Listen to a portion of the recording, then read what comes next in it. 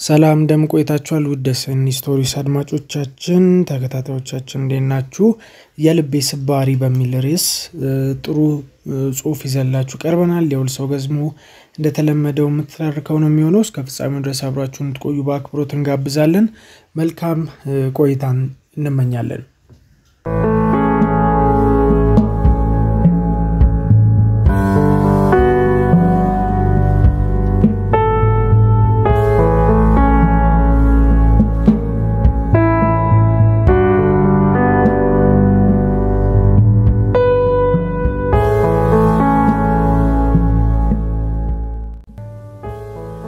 እውነት እግዚአብሔር የሚሉት ካለ ይቅርታ ሊጠይቀኝ ይገባል አዎ እውነቴን ነው እዚሽ ምድር ላይ ላሳለፍኳቸው የስቃይ ቀናት ሁሉ ተጠያቂው እሱ ብቻ ነው ሁሉን ማድረግ የሚችል ምንም የማይሳነው ሁሉ በእጁ የሆነ አምላክ ሆነ ታዲያ ለምን ለኔ ከፋ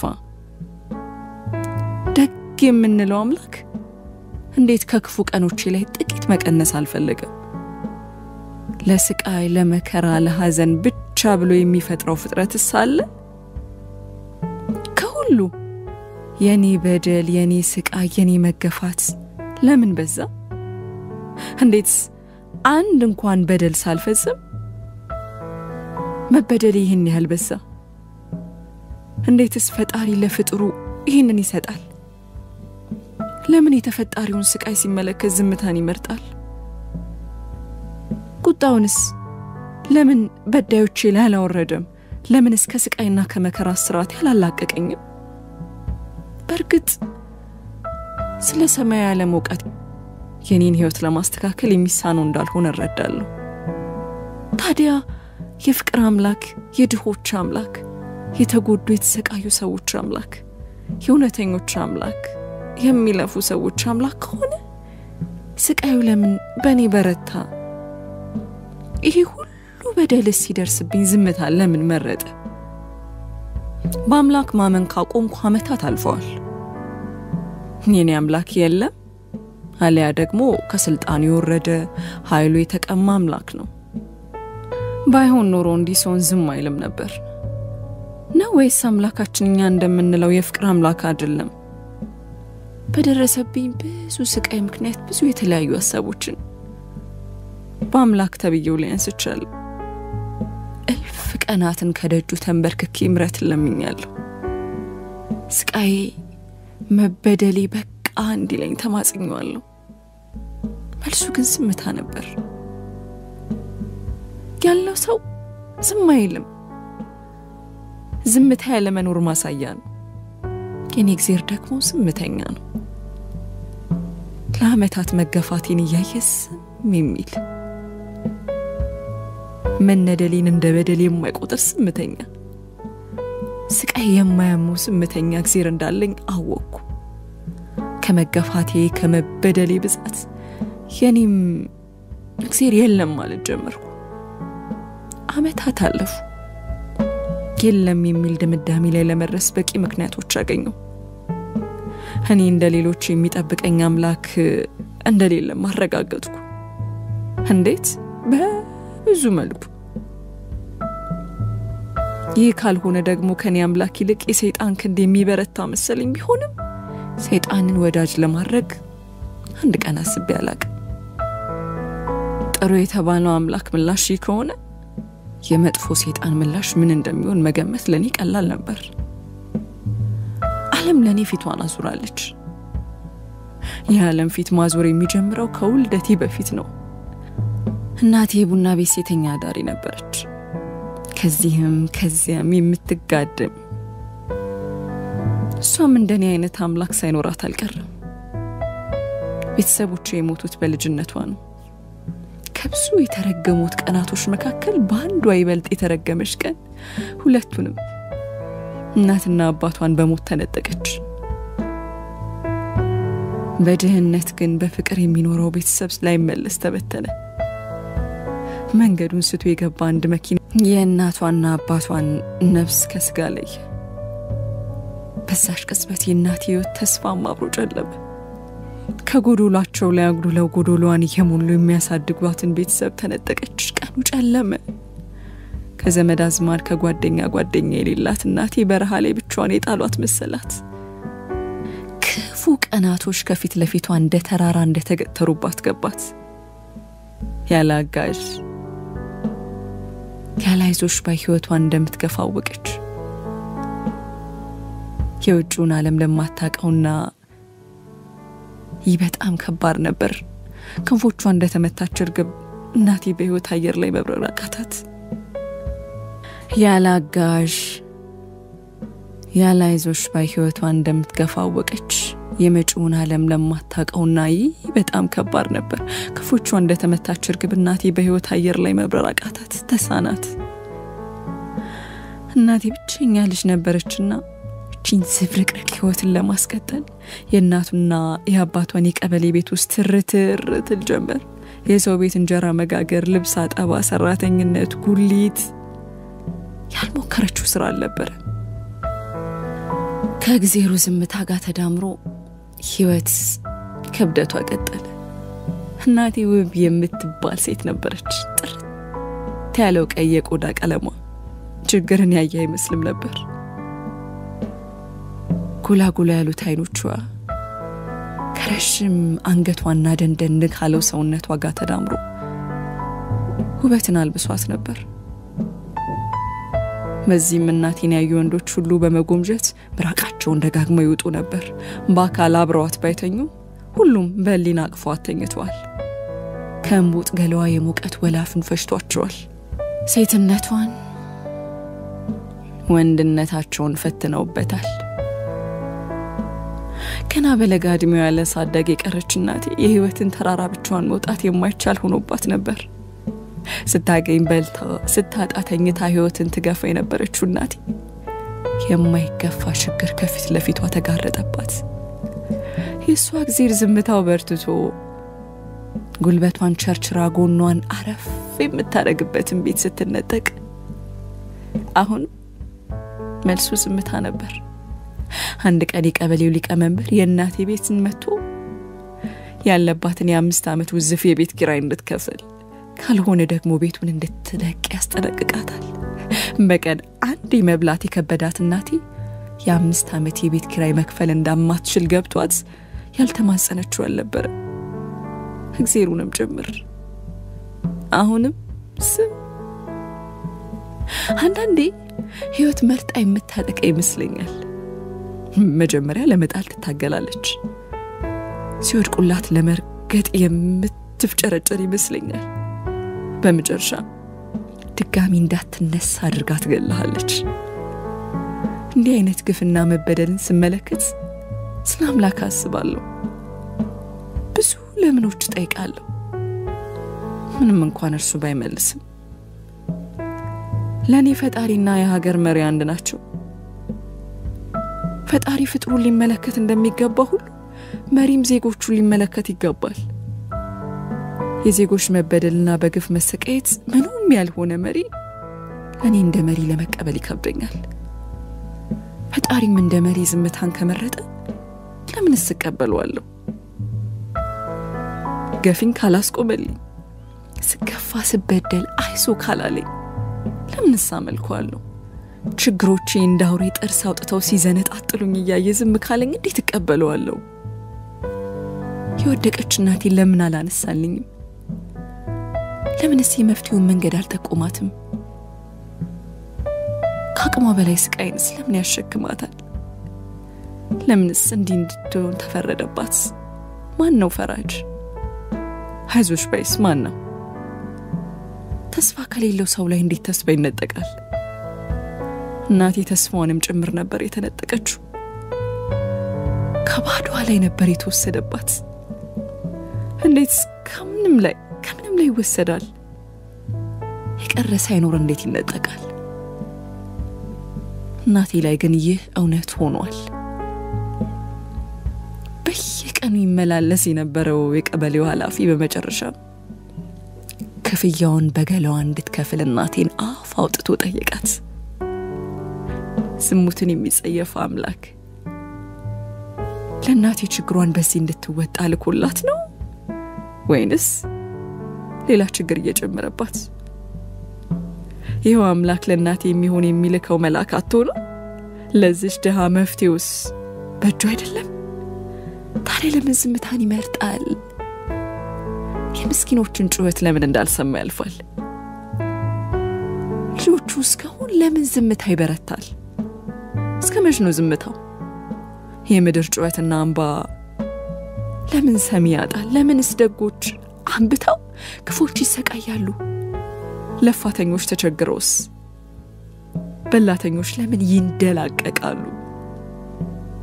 የጽድቅናውን መንገድ የሚከተሉ በላባቸው የሚለፉ አስነው በርኩሰት መንገድ የሚራመዱ ለምን ይደሰታሉ?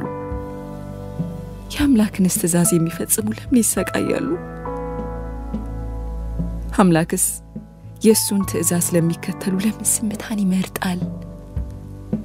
አለሁላችሁ፣ አይዟችሁ፣ ካጠገባችሁ ነኝ እያለ ለምን ከክፎች አይጠብቀንም? ያከበሩትስ ለምን ክብር ያጣሉ? የሱን ተቃራኒ የሚፈጽሙትስ ለምን ይሳካላቸዋል? ሁሉ በእጁ ከሆነስ ለምን ለምስኪኖች እየቆነጠረ አይሰጥም? ምንም የማይጎድለው አምላክ ለምን የጎደለባቸውን አይመለከትም? የማይጎል ከሚባልለት ጸጋው ስለምን አያካፍልም? ደግ፣ ሩህሩህ፣ ፍቅር አሳቢ፣ አዛኝ፣ የልብ አውቃ የሆነ አምላክ ለምንስ የምስኪኖችን እንባ አይመለከትም? እናቴ በቤቷ ውስጥ ያውን ባደገችበት አልጋ ከቀበሌው ኃላፊ ጋር ፍቅር የሌለ የጥቅም ወሲብ ፈጸመች። ማንም ሊያቃልል ያልቻለውን ችግሯን ስጋዋ ቀለለላት። ስጋዋ አለሁልሽ አላት። የ5 ዓመት ውዝፍ ዕዳዋን በአንድ ሌሊት እንዳልነበር አደረገው። ጭንቀቷን ጭኖቿ ስር ወሽቃ የማይገፋ ህይወቷን መግፋት ቀጠለች። እናቴ በዛሽ ፍቅር በሌለው ግንኙነት ውስጥ ሁሉ ነገሯን አጣች። ክብሯን፣ ፍቅሯን፣ እምነቷን፣ ተስፋዋን፣ አምላኳን። ተስፋ ማጣት ከሞት የሚከፋ ህመም አለው። ተስፋ የሌለው ሰው ነገ አይኖረውም። ነገ የሌለው ደግሞ መኖሩ ምንም ነው። በቃ የቀናት ድግምግሞች ብቻ። ተስፋን የሚሰርቅ ትልቅ ሌባ ነው። አብሮ ነገን የሚሰርቃልና እናቴም ተስፋዋን ከነገዋ ጋር ተሰረቀች።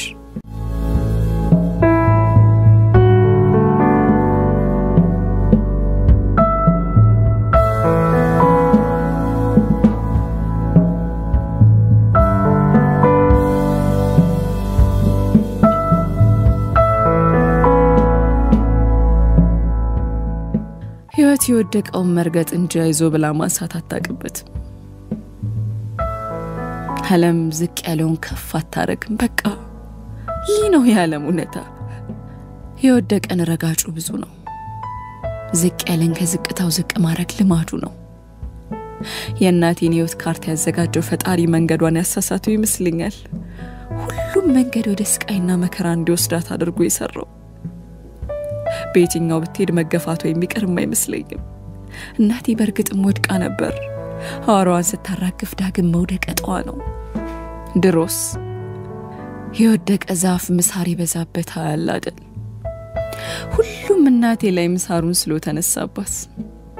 እሷም ላትነሳ ወደቀችላችሁ። ይህ ሁሉ ሲሆን ግን ዝምተኛው እግዚአብሔር ከዙፋኑ በዝምታ ተቀምጦ ይመለከታል።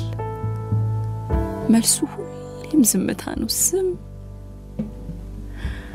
ከወራቶች በኋላ እናቴ ራሷን አንድ ግሮሰሪ ውስጥ ሴተኛ አዳሪ ሆና አገኘችው። በሃያዎቹ መጀመሪያ እድሜ ላይ የነበረችው እናቴ ገና መፈንዳት ያዘን ቡጥ ገለዋን ይዛ የመጠጥ ቤቶች አድማቂ ሆነች። ለሚመጣው ለሚሄደው ሁሉ ጭኖቿን መክፈት ያዘች። ለሁሉም እንደ ፍላጎቱ ታደርግ ጀመር። ወንድና ህይወት አንድ ናቸው። ላለው እንጂ ጎደለበትን አያዩ ትል ነበር እናቴ። ውበቷ ስንቱን ወንድ እያክለፈለፈ እንዳመጣላት ስትናገር ተመስገን ነው በልተን እናድራለን ትላለች። ከማንም ከምንም ጋር ተጋድማ በምታመጣው ገንዘብ የምትበላው ምግብ ይመስል መኖር ከመብላትም ከፍ ያለ ነው። መብላት ሁሉ ደግሞ መኖር አይደለም። በሴት ገላዋ ያመጣችው መብል ተመስገን አያስብልም። ማንንስ ነው ተመስገን የምትለው? ራስና ዋርዶ መንገስ አይደለም። ንግስና ከነክብሩ ሲሆን ነው ንግስና የሚባለው። ያለ ዘውድ ንግስና ግማሽ ንግስና ነው። እናቴም ግማሽ ንጉስ ነበረች፣ ዘውድ የሌላት። ማንም ባሻው ሰዓት ቀሚሷን የሚገልባት ወራዳ ነበረች። በልታ ማደሯ ሰው ያላስባላት ግማሽ ሰው፣ ራሱ ያጎሳቆላት ህብረተሰቡ የሚጸየፋት ግማሽ ሰው፣ ቀን ሲዘልፋት የሚውል ሁሉ ማታ እሷ ጭንስር የማይርመጠመጥ ይመስል ክብሯን አርክሰው ከሰው አሳንሰው ዝቅ ያረጓታል። ማነው ወዶ የሚረክስ? ማነውስ የርክስናን ድንበር ያሰመረው? በጽድቃችን ጊዜ ዝምታን ይመረጥ አምላክ በርክስናችን ጊዜ ለምንስ ይናገራል? ጽድቃችን ያላስደሰተው ማህበረሰብ እንዴትስ እርክስናችን ያሳዝነዋል? ለምንስ ውድቀታችን ገኖ ስኬታችን ይደበዝዛል?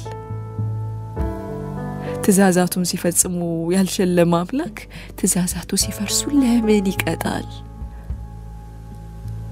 እናቴ ሀገሬ ሁሉ ይጸየፋት ነበር። ራሱ አቆሽሾ ራሱ የሚጸየፍ ማህበረሰብ፣ ራሱ ጥሎ ውድቀታችን አግኖ የሚያይ ህዝብ። ለዚህ ምንም አይነት ፍቅር ኖሮ ርህራሄ የለኝም። እድሉን ባገኝ ሁሉንም ማጠፋ ነበር። እናቴ ረከሰችው በህዝቡ ነው። አረከሷት፣ ረከሰች፣ ጣሏት፣ ወደቀች። እንዴት ገፍትረን የጣልነውን ወደቀ እንላለን? እናቴን ገፍትረው ጥለው ስትወድቅ ስላወዳደቁ አስካኩ። የቡና መጠጫ ቁርስ አደረጓት። የርክስና ምሳሌ አድርገው በነጠላቸው አፋቸውን እያፈኑ አሟት። ከስቅቷ ዝቅ አደረጓት። የወደቀች እናቴን አፈር አለበሷት። ለመቆም እንዳትፍጨረጨር አድርገው እግሯን ነጠቋት። እንዳትበር ክንፏን ሰበሩት። ይህ ሁሉ ሲሆን አሁንም ዝምተኛው አምላክ ዝም እንዳለ ነው። ከዚህ በላይ ምን እስኪሆን ነው የሚጠብቀው? እናቴ ከፈጣሪ ትእዛዝ ብቻም ሳይሆን ከራሱ ከፈጣሪም ጭምር ሸሸች። እርኩስ ካለ ርካሽ ይኖራል። እናቴ በርግጥ ረክሳ ነበር። ነገር ግን ያረከሳት ብዙ ነገር ነበር። ዝምተኛው አምላክ፣ የቀበሌው ሊቀመንበር፣ ማህበረሰቡ፣ ድህነት፣ በልቶ የማደር ፍላጎት፣ ሁሉም በህብረት የመርከሻዋን መንገድ አበጅተውላታል። መንገዱ ሲሰራ ያልተቃወመ አይ ይሄ መንገድ ጥሩ አይደለም ያላለ ማህበረሰብ ለትችት አፉን ያሞጠቡጣል። የህዝብ አስመሳይ ነው። ይህ ኢትዮጵያ የምትባል እርኩስ ሀገር ውስጥ የሚኖረው ህዝብ በሙሉ አስመሳይ ነው። ዳር ቆሞ አሽሟጣጭ ህዝብ፣ ዳር ቆሞ አጨብጫቢ ህዝብ፣ በድካሟ ጊዜ እናቴ ትኑር አትኑር የማያውቅ ህዝብ፣ በርክስናዋ ጊዜ ያቺ አለል፣ ያቺ ዝሙተኛ፣ ያቺ እያለ የስም መዓት ይደረድራል። አንድ ቀን አንድ ዳቦ ለቁርስ ያልሰጠ ህዝብ ስለ መርከሷ ሲያወራ ያማል። እሱስ ጻድቅ ነውን? የእናቴን ገላ ቀን ማታ አቅፎ ስሜቱን የሚያበርደው የህዝብ አይደለም? ታዲያ ረካሹ እንዴት ረካሻውን መወንጀል ቻለ? ለተንሻፈፈ እግር እንዴትስ ጫማውን ይወቅሳል? እናቴ በዚህ መልኩ ለዓመታት አፍላ ውበቷን በገንዘብ እየለወጠች ኖረች። አንዱ ቀን በልታ አንዱን ቀን እየጾመች ኑሮዋን ገፋች። ይህ ሁሉ ሲሆን አሁንም ይህ አምላኳ ዝምታን መርጦ ነበር።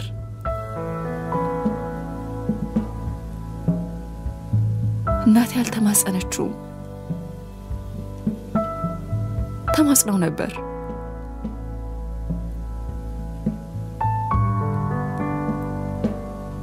ከቀን ከሌት ከዚህ ርካሽ ህይወት እንዲያወጣት ለምነው ነበር።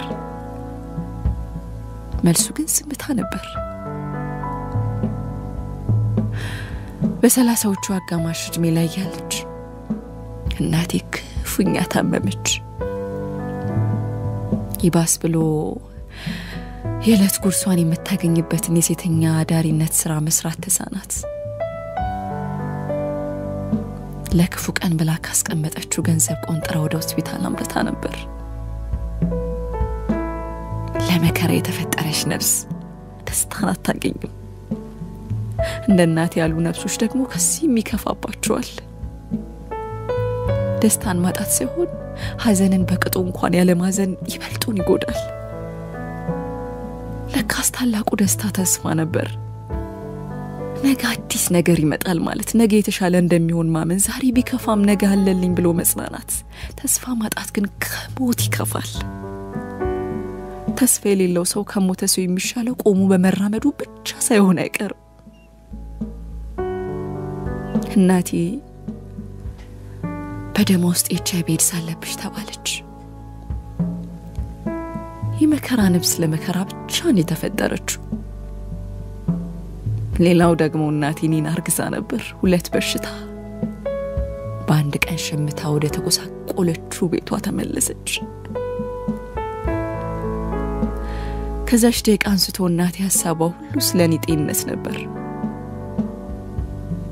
ባልሰራሁት ወንጀል እንዳልቀጣባት። ለኔ እናቴ ከእግዚአብሔር የተሻለ ታስብልኝ ነበር። ቢያንስ ወንጀለኛ ብቻ መቀጣት እንዳለበት ታምን ነበር። ሁሉም ቅጣቱ እንደስራው ትል ነበር። እንባዬ ሲፈስ በደረቅ ጣቶቿ ተጠርግልኝ ነበር። ለእናቴ እኔን ማርገዝ ተጠያቂው ማን ነው? እናቴ ወይንስ ያስረገዛት ሰውዬ? እግዚአብሔርስ ለምን እንድረገዝ ፈቀደ? ልጃቸው ልጅ እንዲሰጣቸው ለሚማጸኑት ለምን አይሰጥም ነበር? ለምንስ ፈላጊውና ተፈላጊውን አያገናኙም? በርግጥ አምላኬን ማረግ እንደማይሳነው አውቃለሁ። ቢሆንም ግን የኔ አምላክ ሁሉ ነገሩ ሚስጥር ነው፣ ሁሌ ዝምተኛ። እናቴ ከማን እንኳን እንደተረገዝኩ አታውቅም ነበር። የብቻ አድዋ እንደሆንኩ ያኔው ነበር የገባት። ከዚህ በላይ ደግሞ የኔ ጤንነት ያሳስባታል። ከሁሉ የሚከፋው ደግሞ እኔን እርጉዝ ሆና እንደዚህ ቀደሙ ሰርታ የምትበላበት ሁኔታ አይደለም። ሰርታ መብላት አትችልም። ያኔ ነበር እናቴ ብዙ ነገር እንደነበራት የገባት። መርከስ እንኳን ጤንነት እንደሚፈልግ ተገነዘበች። አንዳንዴ ሳስበው ለምን እናቴ እኔን መውለድ እንደፈለገች አይገባኝም። ለምንስ እንዳልሞተች ራሷ እንዳላጠፋች ግራ ይገባኛል። ተስፋ ያልቅ ማለት ነው እና በምን እንደሆነ ባላቅም ትንሽ ተስፋ ነበራት።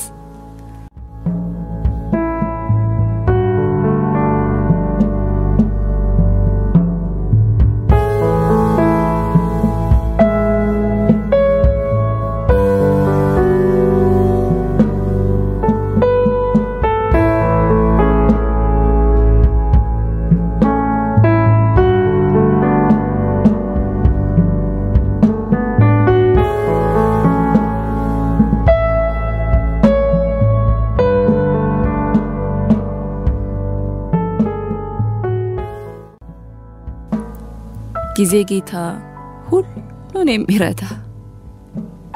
ነክቶ መምሸት ቅስበት ነው፣ መሽቶ መንጋት በልሽታ። ጊዜ ሁሉን አሳብሮ ይፈልገበት የሚደርስ ጌታ ነው። አንዳንዴ ሳስበው አምላክ የምንለው እግዚአብሔርን ሳይሆን ጊዜን ይመስለኛል። እሱ ቁስል ይፈጥራል፣ ቁስል ያሽራል። የኖረውን ገሎ ባልኖር ይተካል። ጊዜ መድሎኛ ነው። ጊዜ ሙሰኛ፣ ላንቹ ከአቅሙ በላይ ያሸክማል፣ ለሌላው ከሚገባ ያጎድላል። ጊዜ ያዳል፣ ለሁሉም እኩል ደቂቃ እኩል ሴኮንዶች ይሰጣል። ጊዜ ሁሉ ነገር ነው። በጊዜ ውስጥ ሁሉም ያልፋል። የቆመው ይወድቃል፣ የወደቀው ይቆማል። ታላቁን ታናሽ፣ ታናሹንም ደግሞ ታላቅ ያደርጋል። ትንሹን ያገዝፋል፣ ትልቁን ያሳንሳል። ጊዜ ሁሉ አለቃ ነው። በጊዜ ላይ አንዳችም እንኳን ስልጣን ያለው የለም። ጊዜን ማዘግየት ወይም ማፍጠን የሚቻል የለም። ጊዜ ጉልበትን ይሰጣል። ጊዜ ደካማ ያደርጋል። ጊዜን ታግሎ የጣለ ገጥሞ ያሸነፈ አንድም እንኳን የለም፣ አይኖርም። በጊዜ ብርታት እኔም ተወልጃለሁ። እናቴ በብዙ መከራ አልፋለች። በእርግዝናዋ ጊዜ ከምትሰራባቸው መጠጥ ቤቶች ተባራለች። ስለ በሽታዋ የሰማው ሁሉ ይባሱኑ አግልሏታል። እናቴን ደፍሮ ስራ የሚያሰራ ከሷ ጉሊ ሽንኩርት የሚገዛ ጠፋ። የተገፋች እናቴን ይብሱኑ ገፏት። የምትማጸነው አምላክ ዝምታውን ቀጥሏል። የድሃ እንባ ምድር ላይ ብቻም ሳይሆን ሰማይ ላይ ረካሽ ሳይሆን አይቀርም። ከበሽታዋ ከእርግዝናዋ የምትታገል እናቴ ህይወት በእጥፉም ከበዳት። መራመጃው መሄጃው ማጠፊያው አጠራት። ከእግዚአብሔር ትእዛዝ ውስጥ የሌለው ያለው እንኳን ይወሰድበታል የሚለው ብቻ ትክክል ይመስለኛል። እናቴ ያላትንም አጣች፣ ድህነቷንም እንኳን አጣች። እናቴን ሳስብ ጥንካሬው ያስገርመኛል። እንዴት አንዲት የተገፋሽ ነፍስ ይህን ሁሉ አበሳ ትቋቋማለች እላለሁ። ፈጣሪ ለችግሮቻችን ሁሉ የሚመጥን ጫንቃ አብሮ ይሰጠናል። ወድቀን እንዳንቀር ይሁን ወድቀን ችግሩን የሚጥልበት እንዳያጣ እርግጠኛ አይደለሁ። እናቴ ከፈጣሪው ያገኘችው ብቸኛ ነገር ጥንካሬው ይመስለኛል። ወድቃ እንኳን የምትፍጨረጨር ሴት ናት እናቴ። የዚች ሀገር ህዝብም እንደ እናቴ ነው። ቢከፉት ጫንቃውን የሚያጠነክር ህዝብ፣ ሲረግጡት የሚጠነክር ሁሉ የሚችል፣ ሲጭኑት የሚጫን ሲረግጡት የሚረገጥ።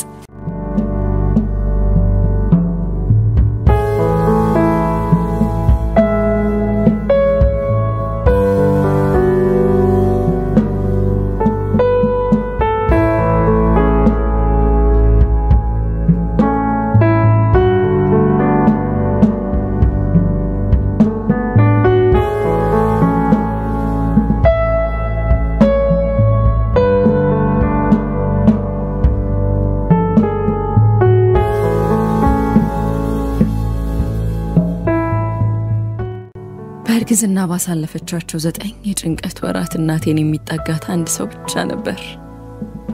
አበራ ጺማሙ። አበራ ጺማሙ የእናቴ ጎረቤት ነበር።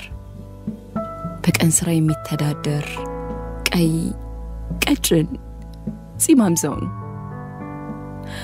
ማታ ማታ ደግሞ ትያረጋሽ ቤት አረቄውን ሲለጋ ያመሽና ድምጹን ከፍ አድርጎ ሰፈሩ መካከል ይቆምና ለምን አመሻን ታስመሳይ ህዝብ እያለ ሆዱ ያባውን ይለፍፋል። ከዕለት ጉርሱ ለእናቴ ያላካፈለበት ቀን ግን አልነበረም። እናቴ ስለ አበራ ስትነግረኝ እግዚአብሔር ማለት አበራ ይመስለኝ ነበር። ማንም በሌለበት የተገኘ እግዚአብሔር። አበራን ማምለክ እፈልግ ነበር። ከእግዚአብሔሩ የሚልቅ አበራን አምነው ነበር። እናቴን ከሞት ያተረፈልኝን ሰው ከልቤ ያከብረዋለሁ። አበራ እንደ አባት ይመለከተዋለሁ። እዛው የጨረቆሰሽ ቤት ውስጥ ታሞ ሲሞት እኔና እናቴ አስታመን አልቅሰን ቀብረነዋል። ለኔና እናቴ እግዚአብሔራችን እንደሞተ ደምድመናል። ዓለም ላይ ያሉ ሰዎች ቁጥር ስንት ነው ቢሉኝ 3 የሚል ይመስለኛል። እኔ እናቴና አበራ ብቻ። አሁን ግን 2 ቀርተናል። አበራው ለከት ያረጋሽ አረቀ ቤት ሲመጣ እንደምን አመሻ አንተ አስመሳይ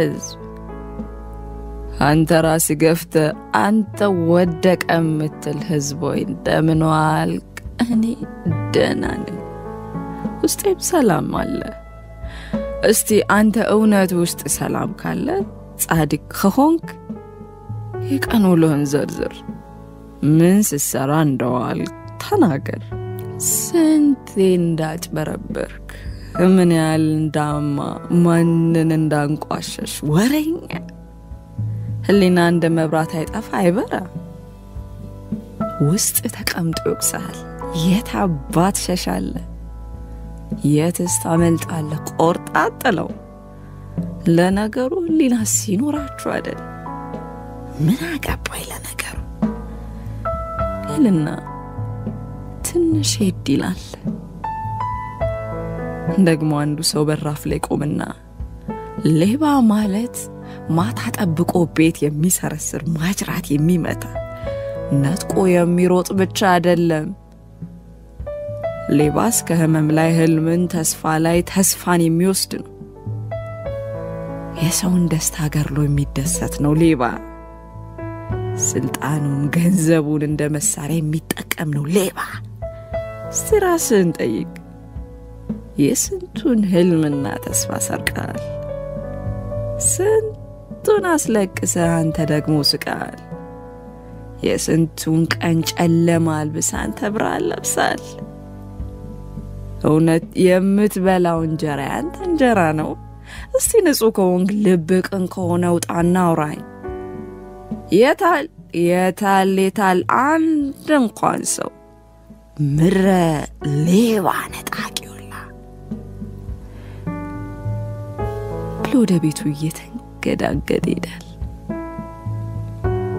አበራ ሁሌም የመጨረሻ ንግግሩ የቤቱን በር እየከፈተ ይናገራል ሰላም ደሩ ሌቦች አሁን መሽቷል ተኙ ሌቦች የቀሌቦች ሲነጋ ብዙ የምትሰርቁት ተስፋ አለና አሁን ተኙ ይልና በሩን በኃይል ገፍትሮ ይዘጋል ጧት ሲነሳ የማታው አበራ አይመስልም ምተኛ ነው ወጪ ወራጁን ሰላምተኛ ሲመሽ ግን የውስጡን ይዘረግፋል እናቴ አማኑኤል ብላ ሰይማኛለች ትርጉሙም እግዚአብሔር ከኛ ጋር ሆነ ማለት ነው ብላ ነግራኛለች የቱን እግዚአብሔር እንደሆነ ግን አልነገረችኝም አብራን ነው ወይስ ከሰማያት ላይ ተቀምጦ ዝም የሚለውን አልገለጸችልኝ እኔ ግን መቼም ያኛውን አምላክ ተብዬ እንደማይሆን ራሴን አሳምኛለሁ መቼም ከኔ ጋር አብሮ ከኔ ጋር ሆኖ የማያውቅን ፍጡር ከኛ ጋር ነው የምልከንቱ አይደለም ያለን አለ የሌለን ደግሞ የለም እላለሁ አዎ አበሬኔ እግዚአብሔር ነበር ግን አሁን ሞቷል ያኛው እግዚአብሔር ደግሞ ወደኔ መጥቶ ያውቃል ስለዚህ ስሜ እሱን ማለት ሊሆን አይችልም ሀበሴ የጀመረው ከውልደቴ ቀን አስቀድሞ ነበር አባቴን አላውቀው እኔ ብቻም ሳልሆን እናቴ እንኳን ከማን እንደተረገዝኩ አታውቅም በውልደቴ ቀን ደግሞ ከእናቴ በሽታዋን እንደወረስኩ ተረጋገጠ ያለ በደሌ ያለ ጥፋቴ እድሜ ልኬን የምሰቃይበት ትኬትን ቆረጡ ረጅም ጊዜ ታምሜ ነበር እናቴ እኔን ማሳከሚያ ገንዘብ ስለሌላት አብዛኛውን ህመሜን ከእናቴ ጋር መሬት የተነጠፈ ስስ ፍራሽ ላይ ነበር ያሳለፍኩት አንዴ ለመከራ የተፈጠረች ነፍስ ነበረኝና አልሞትኩም በቃ ሞተ ስባል እድናለሁ አሁንስ ተስፋ የለውም ስባል ቆማለሁ ገና ብዙ መከራዎች ከፊት ያሉና ፈጣሪ እንድሞት አልፈቀደልኝ። በዚህ ሁሉ መሃል እናቴ ህመሚ አብራኝ ታማለች። ስቃይን ተሰቃይታለች። ወገቧ ተሸክማ ልብስ አጥባ የሰው ቤት እንጀራ ትጋግር፣ አንዳንዴ ደግሞ አስተኝታኝ ቡና ቤት ታድር ነበር። ይህ ሁሉ የሆነው ለኔ ነው። እናቴን ስቃይዋን ሳስብ የኔ ፈጣሪ እሷ እንደሆነች እረዳለሁ።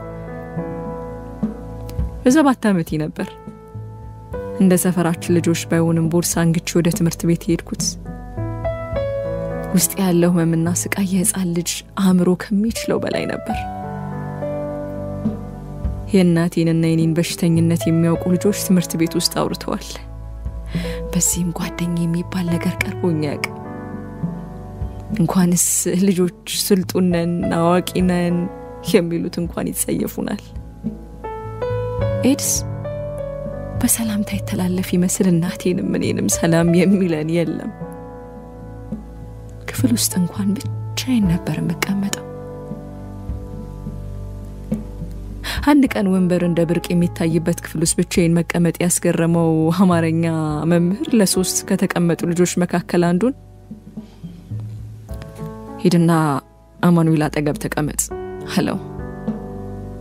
ተማሪው ዝምታን መረጠ። አንዳችሁ ከኋላ ከአማኑኤል ጋር ተቀመጡ። ዝም። ተነስ ብሎ ኢዳረኛው ሊያንባረቀ።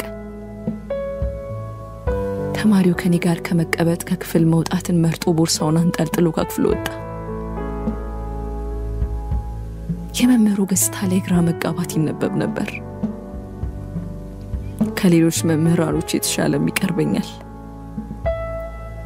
መልስ ያላገኘ ጥያቄውን በጥያቄ መልስ ፈለገለት። ለምን አማኑኤል አጠገብ መቀመጥ አልፈለክም? ማከል የነበረው ተማሪ ላይ ያፈጠጠበት። በሽታ እንዳያስይዘኝ። የምን በሽታ? ኤድስ። የመምህሩ ፊት ሲቀያየር አስተውላለሁ። ሌሎቹ ተማሪዎች ፊታቸው ሳቅ አዝሎ ይታያል። ኤድስ ቢዘኝ ምን ይገርማል? ባልሰራሁት ኃጢአት የሚቀጣኝ እግዚአብሔር ተብያችሁ ነው ወይስ እኔ ለበሽታዬ ተጠያቂዎቹ? በኤድስ መያዝ አዲስ ነገር ነው? አይዞ ከጎን ነን ባይሉኝ እንኳን ለምን ሞራሌን ለመስበር እንደሚጥሩ አይገባኝም። የኔ ዝቅታ የነሱን ከፍታ ያመጣ ይመስል ዝቅ ለማድረግ ይጥራሉ። የሰዎችን ባህሪ ገና በልጅነት ተረድቻለሁ። እኔን ማንቋሸሽ የነሱን ንጽህና የሚጨምር ይመስላችኋልና ቦታ ላለመስጠት ሞክራለሁ። ቀስ በቀስ ግን ሞራል አልባና ተስፋ ቢስ አድርጎኛል። በስች ዕድሜ ተስፋ ቆርጫለሁ። ለምንምና ለማንም ደንታ የለኝም። ተማሪዎች ቢስቁ ቢያሽሟጥጡ ቢገፉኝ ቢያጠፉኝ ቅንጣት ታህል አይሰማኝም። እኔ የወደቀ ግንድ ነበርኩ። የወደቀ ግንድ ስለ ልምላሜ ያስብም። መንደዱ አሊያ መላጉ አይቀሬ እንደሆነ የሚያውቅ ግንድ፣ ምሳር የሚበዛበት ግንድ። እኔም እንዲያ ነኝ፣ ስሜት አልባ ሰው፣ ተስፋ የሌለኝ ተስፋ ቢስ ሰው። የሰው ልጅ የሚያኖረው ተስፋ ነው። ተስፋ ከሌለ ምንም የለም። ነገ የማይናፍቀው ሰው ዛሬን መኖሩ ትርጉም አልባ ነው። ምንም የሚያጓጓ የሌለው ሰው ለመባል አይችልም። ለካሰው ያደረገን ቆመን መራመዳችን፣ መብላታችን፣ መጠጣታችን፣ መስራታችን፣ መራባችን፣ ማፍቀራችን አይደለም፣ ተስፋ ነው። ተስፋ የሌለው ሰው ይህን ሁሉ ምንም አይደለም። ውስጡ የተሸነቆረውን ቀዳዳ የሚደፍን ምንም ፍጥረት አይኖርም። የተስፋውን ቀዳዳ መድፈን የሚችለው ተስፋ ብቻ ነው። ዛሬ የተሻለ ባይሆንም ነገ የሚባል ጥሩ ቀን ይመጣል። የሚል ተስፋ እኔ ግን ነገ የለኝም ነበር።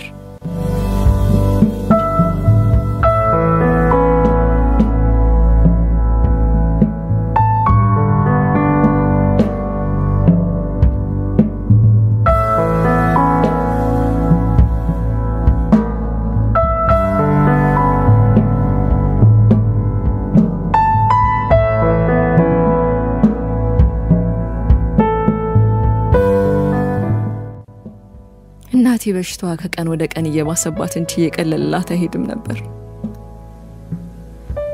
እኔ ውስጥ ትንሽ ተስፋ ያለ ስለሚመስላት ትለፋለች። እኔም የሷ ተስፋ እኔ ውስጥ ያለ ተስፋ ስለሆነ ተስፋ ያለኝ መስዬ ይታያለሁ። ትንሽ ጊዜ ብቻ ታገሽኝ፣ ትልቅ ቤት ይኖረናል፣ አሳክምሻለሁ፣ ደህና ትሆኛለሽ፣ ስራ ትታያለሽ፣ ጓደኞች ይኖርሻል፣ ሁሌ ተስፋ ቃል መግባታለሁ። በዛ እድሜ ላደርግላት የምችለው ብቸኛ ነገር ነበር ተስፋ ባይኖረኝም ተስፋ ያለኝ መምሰል። ትምህርት ቤት ባሌ ደስታዬ ነበር፣ ግን ለእናቴ ተስፋ ስል ሞተኝ ይብዬበታለሁ። መገፋቱንም ስለምደው እንደሌለ መቁጠር ይሻል። ብቸኝነት ተሰምቶኝ ያውቅም ባልልም ብቸኛ መሆኔ ግን አያስከፋኝም ነበር። ከጊዜ በላይ ፈጣን ነገር ያለ አይመስለኝም። እኔም ችግሮቼ ማብረን አደግን። እኔ አንድ ክንድ ሳድግ ችግሬና መከራዬ ደግሞ ሁለት ክንድ ያድግ ነበር። እናቴ ለኔ የምትሸከመውን ሸክም እያየሁ አደግኩ። እናቴን ከትላንት ይበልጥ ዛሬ ወዳታለሁ። ከዛሬ በላይ ደግሞ ነገ የኔ ጀግና እርሷ ናት። ጽናቷ፣ ተስፋዋ፣ ችሎታዋ፣ አቅሟ ሁሉ ብርታቷ ይሆነኝና ሐዘኔን፣ መከራዬን፣ ህመሜን ሁሉ እንድችል ብርታት ይሆነኛል። ምናልባት ነገ ጥሩ ሊሆን ይችላል እላለሁ። ለእርሷ ስል ተስፋን ሰንቃለሁ። አድጌ እሷንም ሸክም ሁሉን የመሸከም ፈልጋለሁ። ለኔ ኖሮቹን ቀናቶች መልሼ ልሰጣት እመኛለሁ። ስቃዮቿን ሁሉ ልሰቃይሻለሁ። ድካሟን ሁሉ መድከም እንዳለብኝ ይገባኛል። ነገር ግን ሁሉም ነገር ምኞት ብቻ ነበር፣ ባዶ ተስፋ። የ10ኛ ክፍል ተማሪ ያለው እናቴ ሞተች። በቃ ትታኘለች። ለመጨረሻ ጊዜ ያወራኋት እናቴ ሞተችለት ነበር። የውስጤን ህመም ሁሉ ለእናቴ ሬሳ ነገርኩት። ሰው ሲሞት አምላክ ይሆናል መሰለኝ። የእናቴ ሬሳ ዝምታ መረጠ። እናቴ የገነስኩት እኔው ነበርኩ። ማንስ የአንድ ኤድስ በሽተኛ ሴትን ሬሳ በእጁ ይነካል? መሄጃ ያጡ የሰፈራችን አሮጊቶች ለሳምንት ያህል ቤት እየመጡ አጽናኙ። ለኛም ያው ልጃችን ማለት ነው፣ የፈለከውን ጠይቀን ያሉ ያሱምባቸው ወራጩ። ለይምሰል ጭንቅላቴን ወዘወስኩላቸው። የውሸት አጽናኙ፣ የውሸት ተጽናናው። እግዚአብሔር ተብየው ግን ለምን ይሄን ያህል እንደሚቀጠኝ አልገባለኝ። ከዚህ በፊት የሰራሁት በደል ይኖር ይሆን ወይስ ዕጣ ክፍሌ መበደልና መንከራተት ይሆን? ቀሪ ህይወቴ እንዲሁ ነው ወይስ የተሻለ ነገር ይኖራል? ለነገሩ የት ያለኝ ቀሪ ህይወት ነው? የትስ ያስቀመጥኩት ህይወት? እኔም እናቴም መከተያ ቀኔ ሩቅ አይደለም። ስጋ የሌለው ገለዬ የተጎሳቆለ አቋሜ ለዚህ ጥሩ ማሳያ ነው። ይህ እንኳን ባይገለኝ ረሃብ ሳይገለኝ ምን ሰርቼ ልበላ ነው? በየትኛው ሳቅሜ? ቤት ውስጥ ችሎታዬ? ጥያቄ ብዙ ነው። መስራት ብችልስ ሰርቼ መኖር ፍላጎት አለኝ። እስካሁን ራሴን ለምን አላጠፋውም? ማን ለእናቴ ለቅሶ እንደሚመጣ ማንስ እንደሚቀር አይቼ ለእናቴ ሰማይ ቤት ለመስበክ ወይንስ ሌላ ሐሳብ አለኝ? እንዴትስ ተስፋ እንዳለ ሰው ሳምንት ሙሉ እዚች የተረገመሽ ምድር ላይ ብቻዬን ቀረው? ራስን የማጥፊያ ዘዴው ጠፍቶኝ ነው ወይስ ሁለት ክንድ ገመድ አጥቼ? ገመድ ባጣስ የቤቴን ኤሌክትሪክ እንዴት መጨበጥ አቃተኝ? እንዴትስ የሚበር መኪና ስር መወተፍ አላሰብኩም? ቅርብ ያለው ወንዝ ውስጥስ ለምዘልይ አልገባውም። ለመኖር ስለምጓጓ ወይስ ለነፍሴ ሰስቼ? አንድ ነገር ብቻ እርግጠኛ ነበርኩ፣ ራሴን ያላጠፋሁት ኃጢአትን ፈርቼ እንዳልሆነ። ሲኦል የሚሉትን ስፍራ ቅንጣት ታህል አልፈራም። እኔ ቅጣቴን ምድር ላይ ጨርሻለሁ። ምድር ላይ ቀጣይ ዝምተኛው አምላክ፣ ሰማይ ላይም ከቀጣይ ከሱ በላይ ጨካኝ የለም። እቺ ነፍስ የሚሏት ነገር አሳስታኝ ነው አይደለም። መሞትን አልፈራም። ተስፋ ለሌለው ሰው ነገ አዲስ ነገር እንደማይሰጠው ለሚያክሰው መኖር ሳይሆን ድካም ነው። ራስን አልፍቶ ሌላውን የማልፋት ከንቱ ድካም። ያልሞትኩትን ራሴን ማጥፋት ፈርቼ ያሊያም ኃጢአት ፈርቼ ካልሆነ ታዲያ ለምንድን ነው? ለመኖር ስለጓጓ? አዎ፣ የምኖርለት ዓላማ ስላገኘው። ሳይው ደስ የሚለኝ ነገር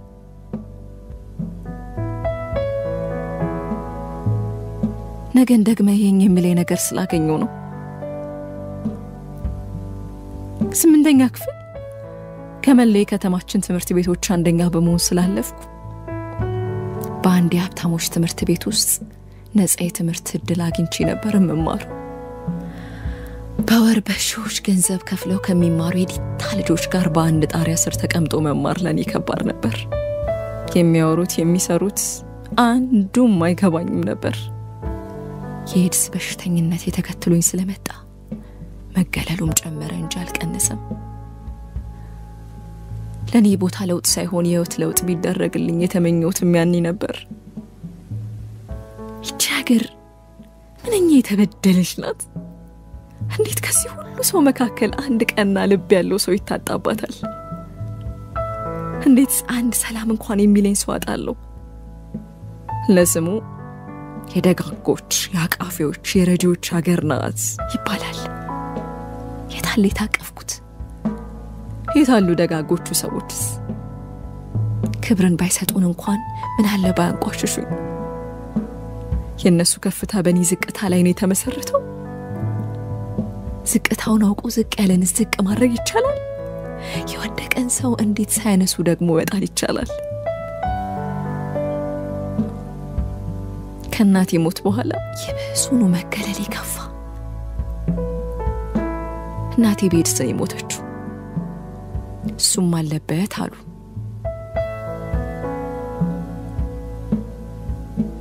እንዲህ የተባለ በሽተኝነቴ እንደ ጉድ ተወራ። በእናቴ ቦት የተሰበረ ቅስሜን ለመጠገን አንድ እንኳን አማኑኤል አይዞህ ያለኝ ተማሪ አልነበረም። አብዛኛው ተማሪ ንቆኝና በሽታ ፈርቶ ቢርቀኝም አንዳንዶቹ ግን መገለልን ፈርተው ነበር ያገለሉኝ። ከነዚህ ውስጥ ገሊላ አንዷ ነበረች። የመኖሬ ምክንያት ክፍል ውስጥ በዓይኖቿ ታባብለኛለች። ከአጠገቤ እንደሆነች ትነግረኛለች። አይዞ ትለኛለች። አንድ ቀን አጠገብ ለአጠገብ ተቀምጠን እንደምናወራ እርግጠኛ ነበርኩ። በቃ ትምህርት ቤት የሚሄደው በሷ ለመባበል ነበር ማለት ይችላል። እሷ በሆነ ምክንያት ወደ ትምህርት ቤት ካልመጣች እኔም ወደ ቤት እመለሳለሁ። ሰፈር ውስጥ የዘረጋዋት የሊስትሮ ዕቃዬ ላይ ተቀምጬ በህሊና ያባብላለሁ። ያኔ ውስጥ ያሲት ታደርጋለች። የእናቴን ሞት ላፍታም ቢሆን ዘነጋ ነበር። ብቸኛ እንዳልሆን ጥሩ ቀን እንደሚመጣ መኖር እንዳለብኝ ይሰማኛል። ወደ ራሴ ስመለስ አርፍጄ ነበር። ገሊላ ውስጥ ገብታለች። ረጅም ጸጉሯ ቀጥ ብሎ የወረደ አፍንጫዋ፣ ስስ ከንፈሮቿ፣ የተደራረቡ ጥርሶቿ፣ አበባ አይኖቿ ውስጥ የቦታ ቦታቸውን ይዘዋል። መኖር እንድጓጓ አድርገውኛል። በቃ እኔ የምባል መኪና መሪ ገሊላ ሆና ነበር። አሁን ክፋት ካልሆነ በቀር እንደኔ የህይወት ካርታ ለጠፋበት ሰው የካርታውን ቦታ መጠቆም ነው ወይስ ፍቅር ላይ መጣል የሚገባው? ዝምተኛ ነው። ለዚህኛውም ጥያቄ መልስ የለውም። ይህ ፍቅር የሚሉት አዘግቶ ሲከተኝ መውጫውንም አብሮ የሰጠኝ ይመስል ዝምታን መርጧል።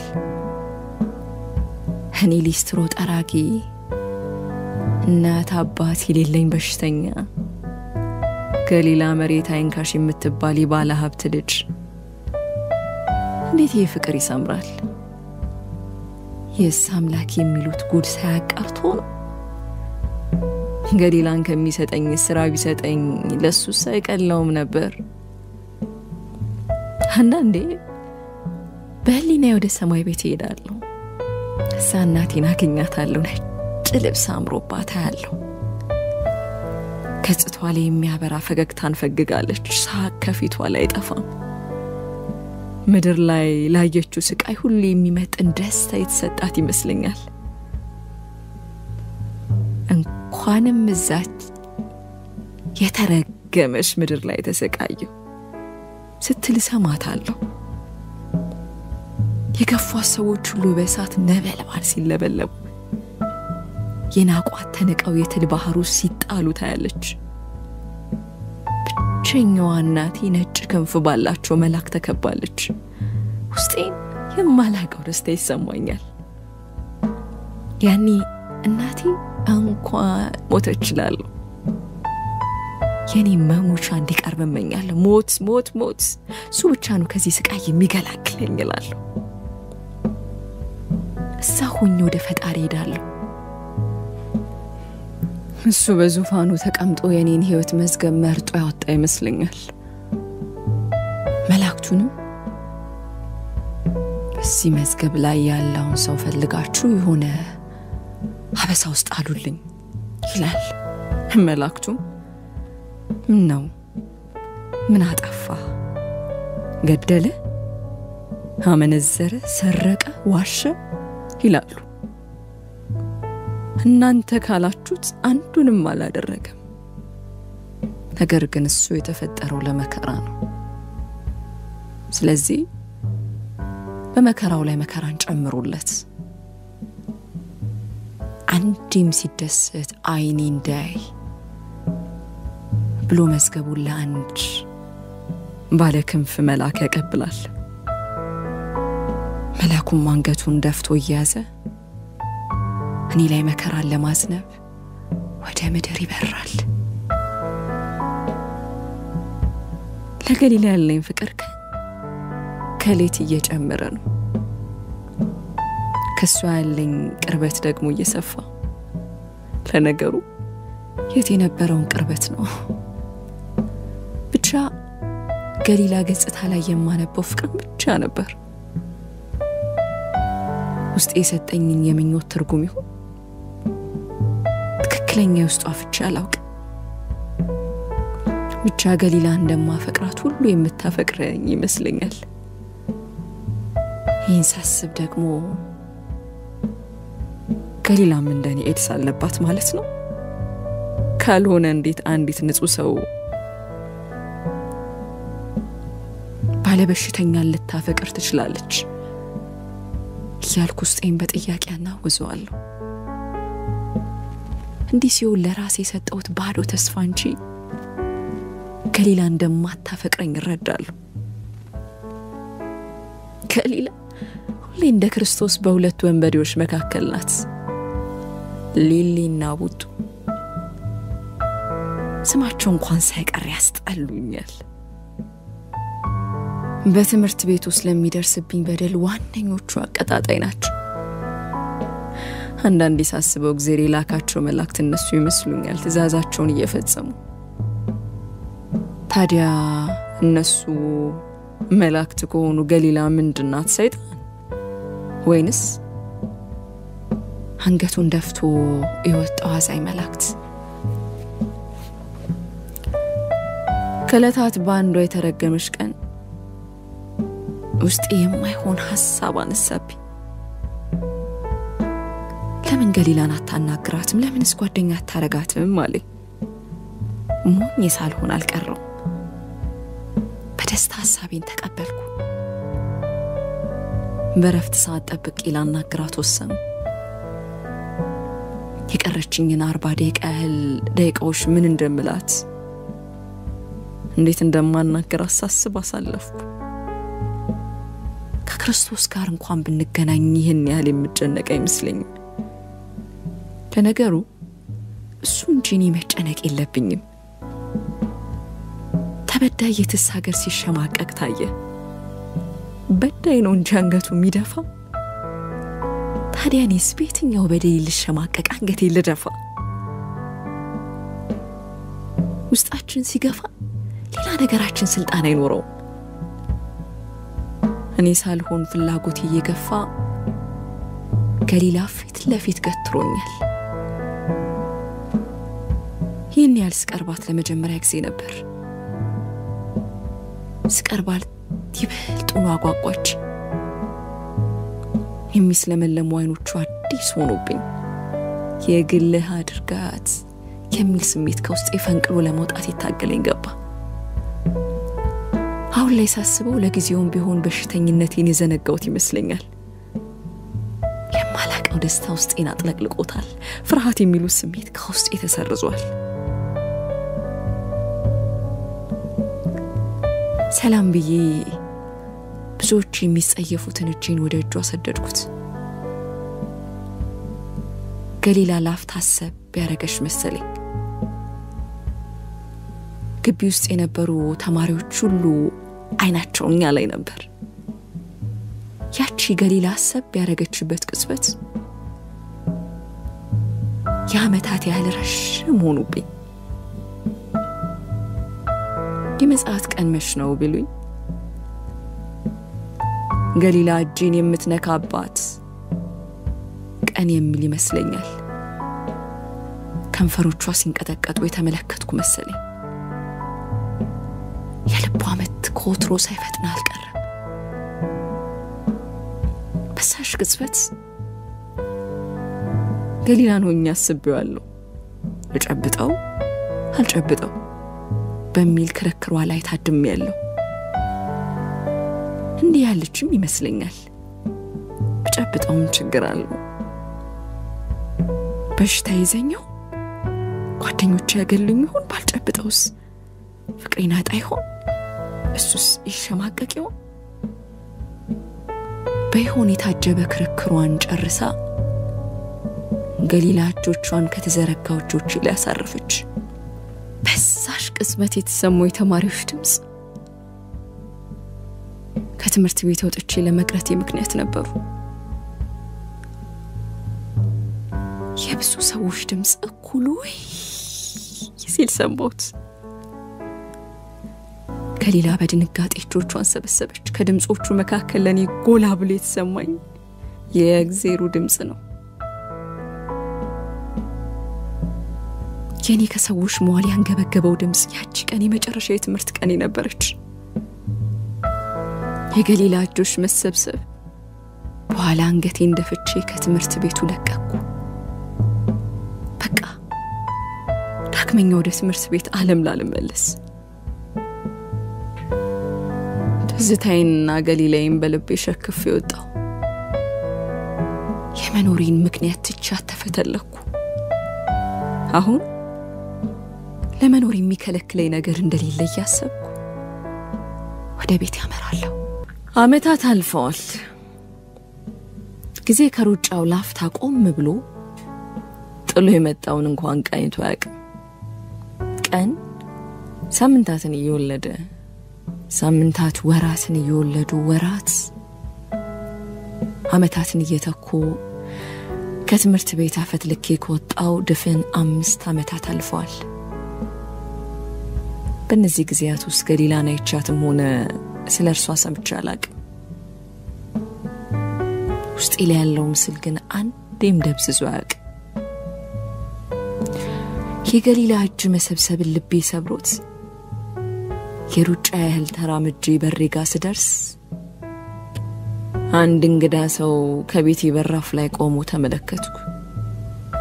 ስለ ሰውየው ብዙ ባላቅም ዘሪው እንደሚባልና ሰፈራችን ውስጥ ያለው ወፍጮ ቤት ባለቤት እንደሆነ አቅ ነበር። ዘሪውን ስመለከት ለምን እንደሆነ ባላቅም የመኖር ጉጉቴ ዳግመኛ ተቀሰቀሰብኝ። ይህን ያህል ሰው ፈልግ ነበር ማለት ነው? ለመሞቴ ምክንያት ሰው ማጣቴ ነው ልብል? ሰው ባገኝ ሰው ሆናለሁ? ብዙ ጥያቄዎችን እያብሰለሰልኩ ወደ ዘሪውን ተጠጋው። አማኑኤል እንዴት አረፈድክ? ብሎቹን ዘረጋልኝ። አሄሄ ቺ ነገር የመኖር ፍላጎቴን ለመቀስቀስና ሌላ መከራ ለመጨመር የተሰረች የአምላክ ሴራ ናት አልኩ በልቤ። እስከዛሬ ጸየፈኝ የነበረ ሰው እንዴት ዛሬ በወዳጅነት ላዩን በፈገግታ ታጅቦ እጁን ለሰላምታ ይዘረጋልኛል? ምንስ ፈልጎ? ማንስ ልኮት ነው? የጥያቄ ቋት ተከፈተ። ሰላም ነው። በደረቁ መልሼለት እጄን ከእጁ መዳፍ ጋር አነካክቼ ሰበሰብኩ። ለሆነ ስራ ፈልጌ ነው ብሎ የመጣበትን ጉዳይ ሳይንዛዛ ጀመረልኝ። ቀጥሎ ወፍጮ ቤት እንዳለ መቼም ታውቃለህ ብዬ ገምታለሁ እና እንደማየውና እንደሰማሁት ደግሞ አንተ የሚረዳሙን የሚያስተምር ሰው ካጠገብ የለም። እቺም ቤቱና ቤት ሊቀሙ እንደሆነ ሰምቻለሁ። ስለዚህ ነው ወፍጮ ቤት ትሰራለህ። እኔ ወፍጮ ቤት እየሰራ እኔ ጋር አንድ ክፍል ቤት ሰጣለሁ። በዛውም እንደ ጥበቃ ያገለገልከኝ ለምን አንረዳዳም የሚል ሐሳብ መጥቶልኝ ላማከረ ነው አመጣጤ። ትምርትንም የማታም ከሆነ በቀን መማር ትችላለህ አለኝ። እግዚአብሔር አይቶኝ ይሆን ወይስ ለሌላ በሳና በደል እያዘጋጀኝ ነው? ለመሞት የመጣው ሰው መሞቴን ትቼ ልኖር ነው? በሳይ ለጥያቄዎች መልስ ሳልፈልግ ለዘሪውን አፌ ቀድሞ መልስ ሰጠብኝ። ያፌ ግን ይሄን ያህል ምን ያስቸኩሏል? ልቤ የሚፈልገውን ቀድሞ የሚያሳብቅብኝ የመሰለኝ አፌን ከጠላውት ቆይቻለሁ። ደስ ይለኛል አቶ ዘሪውን። ታዲያ መሽ ጀምር፣ ከነገ መጀመር ትችላለህ ብሎኝ መልሴን ሳይጠብቅ ፊቱን አዙሮ ሄደ። ሌሊቱን ሳልተኛ ነበር ያሳለፍኩት። የዘሪውን አመጣጥ ውስጥ ይረብሾታል። ለሌላ መከራ የተጠራው ያህል ነበር የተሰማኝ። ቢሆንም ግን እድሌን ለመሞከር ወስኛለሁ። መከራ እንደው ብርቅ አይደለም። በነጋታው ዘሪውን ወፍጮ ቤት የልብስ ቦርሳዬን ይዤ ሄድኩ። እንዳለውም አንድ ፍራሽ የተነጠፈባት ክፍል ሰጠኝ። ስራዬንም እዛኑ ላይ ጀመርኩ። እንዲህ ያለ ህይወት ቀጠለ። 5 አመታትን ከዱቄትና ከዘሪውን ቀበጥ ልጆች ጋር አሳለፍኩ።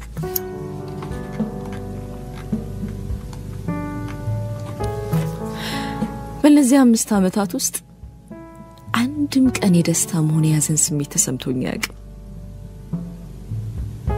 ራሴ እንደሰው መቁጠር ካቆምኩ እንኳን ቆይቻለሁ። እኔ ሰው ሳልሆን የዘሪውን ሮቦት እንደሆንኩ ነበር የሚሰማኝ። ጠዋት ወፍጮ ቤት፣ ከሰዓት ወፍጮ ቤት፣ ማታ የዘሪውንን ሰፊ ግቢ ጥበቃ። በቃ የለት ህይወቴ እንዲህ ነበር። ከምኑም በላይ ግን ያማረኝ የነበረው የዘሪውን የመጀመሪያ ልጅ የሆነችው ሜሮን የምታሳየኝ መጽሐፍ ነው። ዘሪውን 3 ልጆች አሉት፣ አንድ ወንድና 2 ሴት።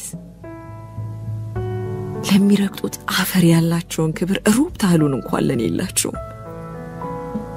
ቢሆንም አይከፋኝም። አምላክንም አላማረርም ነበር። ሳረሳው ስቀራለሁ ብላችሁ ነው? 5 አመታትን እንዲያሳልፍ ነበር። አንዲት የተረገመች የአምላክ መልእክተኛ ቀን እስክትመጣብኝ ድረስ አንድ እሁድ የዘሪውን የመጀመሪያ ልጅ ሜሮን የምተኛበትን ክፍል በር በኃይል አንኳኩታ ቀሰቀሰች። አቤት! ውስጤ ስልችት ብሎታል። በሩን ክፈችልኝ ብላ ወደ መኪናዋ ገባች። የሰው ልጅ የበላይነቱን ማሳየት የሚያሻው የበታቹ ላይ ነው። ለምን? ቢያንስ ከሱ ያነሱ ሰዎች እንዳሉ አመሳክሮ እሱ የተሻለ እንደሆነ ለማመን። ሜሮን በሩን ከፍታ መውጣት አትችልም ነበር? በረንዳ ላይ ተኮልኩሎ የተቀመጡት ታናሽ ወንድምና እህቷንስ ብታስከፍት ምን ነበረባት? በሩ ያለኔ አይከፈት ይመስል ቀስቅሳ በሩን ክፈት ለምን ትለኛለች? ታናሽነቴን የሷ ታዛዥ ሮቦትነቴን ለማስታወስ ካልሆነ በቀር ተሰምቶኝ የማያውቀው የዝቅተኝነት ስሜት ከራስ ጸጉሬ እስከ እግር ጥፍሬ ድረስ ተዘጠዘኝ። የታውኩት ማማረር ከየት መጣ ሳልለው ሲከመርብኝ ይታወቀኛል። የመከራ የመጀመሪያ ዛሬ እንደሆነ ውስጤ ሹክ አለኝ። በሩን ከፍቼ ወደ ክፍሌ ገባሁ። ዛሬ እሑድ ቀን ነው። ስራዬ ጥበቃነት ብቻ ነው። ቢያንስ ለዛሬ ከዛ አዋራና ዱቄት ጋር ልገናኝ። ቢሆንም ረፍቴን ሜሮን በዝቅተኝነት ስሜት በርዟለች። ቀኑን ሙሉ ይህንን ጉዳይ ሳብሰለስል ነበር ያልኩት። ለዚህ መከራ ህይወት ለምን ተወለድኩ? መወለዴን መወሰን ባልችል እንኳን እንዴት ሞቴን መወሰን ያቅተኛል? ሞቴንም ሌሎች እስኪወስኑ ለምን ጠብቃለሁ? እንደ ብል ውስጤን የሚበላኝ በሽታ እስኪገለኝስ ለምን ጠብቃለሁ? በዛን 2:06 ሰዓት ላይ ሜሮን ሰክራ በሩን በመኪናዋ ጦሩን ባስከፈተች። ገጽታዋ ላይ ጥላቻ ይነበባል። የንቀት ነጠላዋን ደርባለች። እንታ አመዳ ይህ ሁሉ ሳስጠራ ምን አባህ እየሰራ ነው? ነገሩ አባቴን የታባት አቋለ። በተኮላተፈ ንግግር ያልተኮላተፈ ጠባሳ ለህሊና ያቀበለች።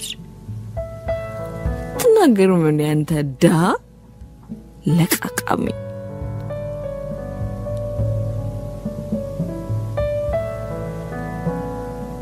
ዝምታዬን ጋሻ አደረኩ።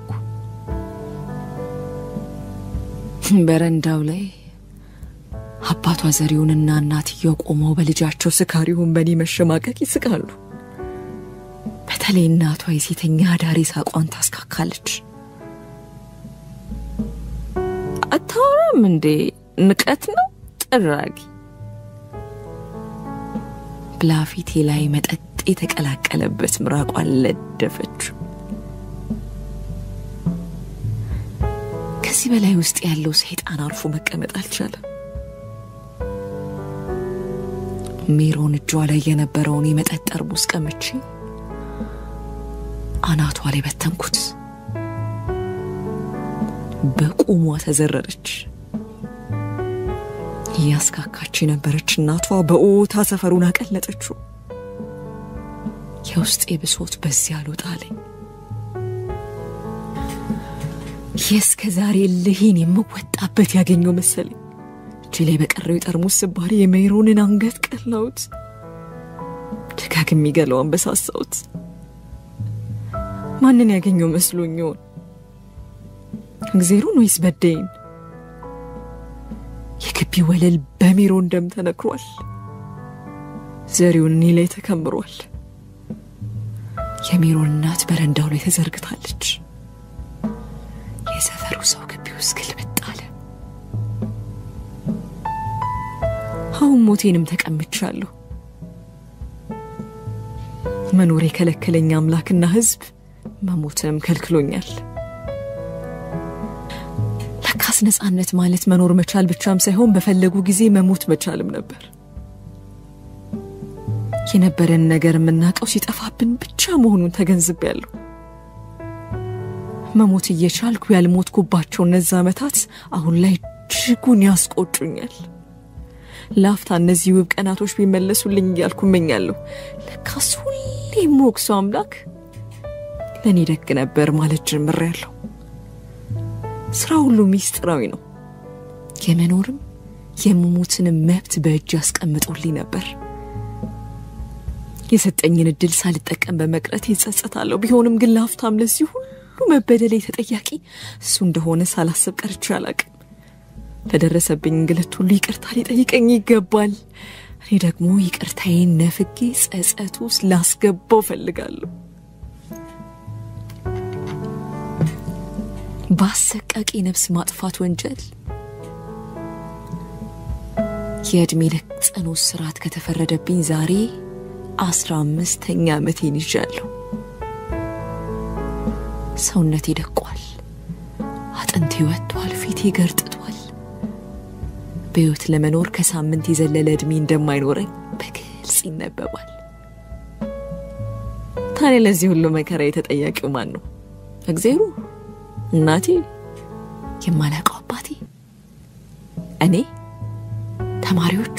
ገሊላ፣ ዘሪሁን፣ ሜሮን ወይንስ ሌላ?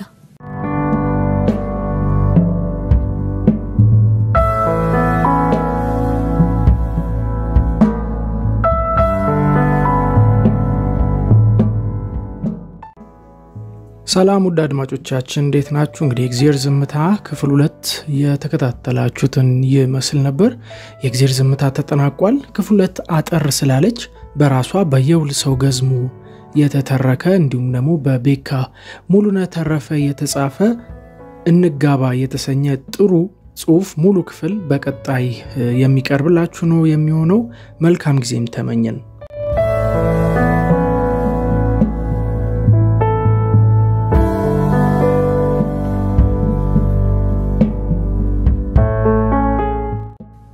እንጋባ ቤኪ ወይኔው የኔ ህይወት የኔ ብቻ ምንሽ ነው ተጋብተን በነጻነት የምንኖረው ትለኛለች። ትንሽ አይኖቿን ፊቴ ላይ ያንከራተተች። እንዲህ ስትሆን እንደዚህ ስታይኝ ታሳዝነኛለች። ልቤ ይረድላታል። የማይቀር የንጋባ ጥያቄዋ ግን ያስጠላኛል። ማስጠላት ብቻም አይደለም ያስፈራኛል። ከሄዱዬ ጋር መለያ መንታ መንገዳችንም ይመስለኛል። ሀገሪቱ ስትረጋጋ እላታለሁ በልብ ሙሉነት። ሀገሪቷ መቼም እንደማትረጋጋ በማመን በስስ ከንፈሮቿ ስር የተደበቁ ቁጥብ ጥርሶቿ ላፍታ እንደ ፀሐይ ብልጭ ታረጋቸውና ቀሌን እኮ አይደለም ቤኪ እንደዚህ ሆነን እስከመች ከቤተሰቦቼ ተደብቄ እስከመች አሁንስ ሁሉም ነገር ስልችት ብሎኛል ትለኛለች። ትንሽዬ ገጽታዋን ፊቷን ዘፍዘፍ አርጋ ኤዱ ሁሉም ነገሯ ትንሽዬና ቁጥብ ነው።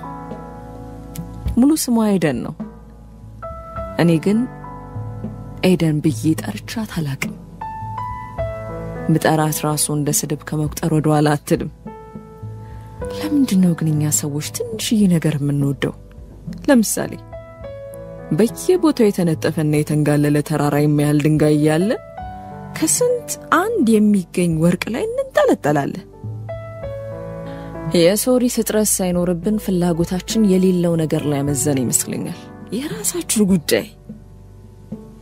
ኤዱ ስታፈቅር እንኳን በትንሹ ነው ግን አጣፍጣ። ከሷ የማልወደው ብቸኛው ነገር በቀን 3 ምሽ ነው የምንጋባው የምትል ጥያቄዋ ብቻ ናት። በቀን 3 መብላት እንደ ሰማይ የራቀባት ሀገር ላይ በቀን 3 እንጋባ ማለት የጤና አይመስለኝም። አንዳንዴ ሲበዛብኝ ምነው እቺ ልጅ ሁሉ ነገር ላይ አሳንሶ ሰጥቷት እንጋባና ሸከማት እላለሁ። እኔ ደግሞ በተፈጥሮ የትዳርና ጋብቻ የሚሉትን ቃላት ከጦር ያላነሰ ነው የምፈራቸው። ተፈጥሮዬ ነዋ፣ ምን ማድረግ እችላለሁ? አንዳንዱ ሲፈጥረው አይጥ ይፈራል፣ ሌላው ደግሞ ሞት ይፈራል፣ አንዱ ደግሞ አውሬ ይፈራል። እኔ ደግሞ ትዳር ፈራለሁ። በቃ የትዳር ፎቢያ አለብኝ ማለት ነው። ሳይሆን አይቀርም አንድ ነገር የኔ ሲሆን ያስጠላኛል። ማየት ሁሉ ጸየፋለሁ። ኤዱዬን ባገባት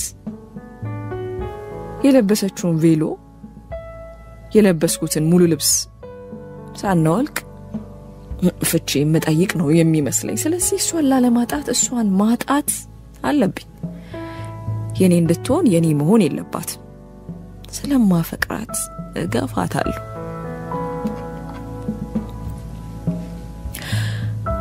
ተወልጄ ያደግኩት ጅማ ከተማ ውስጥ ነው። አባቴ በከተማችን ውስጥ የሚገኝ የቴሌ መስሪያ ቤት ውስጥ በጥበቃነት ያገለገለን ያሳደገኝ። ለእናቴና ለአባቴ ብቸኛና ብርቅዬ አንድ ልጃቸው ነኝ። አባቴ በደርግ ጊዜ ወታደር ነበርኩ ይላል። እውነቱ አልተረጋገጠም። ትንሽ አንከስ የምትለው የግራ እግሩን በጦርነት ወቅት እንደተመታ ይናገራል። አንዳንዴ ሳስበው እግሩን መመታቱ እንደ ጀግንነት ይቆጥረዋል። ወዳጅ ጀግንነት ተመቶ መዳን ሳይሆን መቶ መጣል ልላው እልና ስጋ የሚባል የሌለው ደረቅ እጁን ሳስታውስ አፌን ዘግቼ እቀመጣለሁ።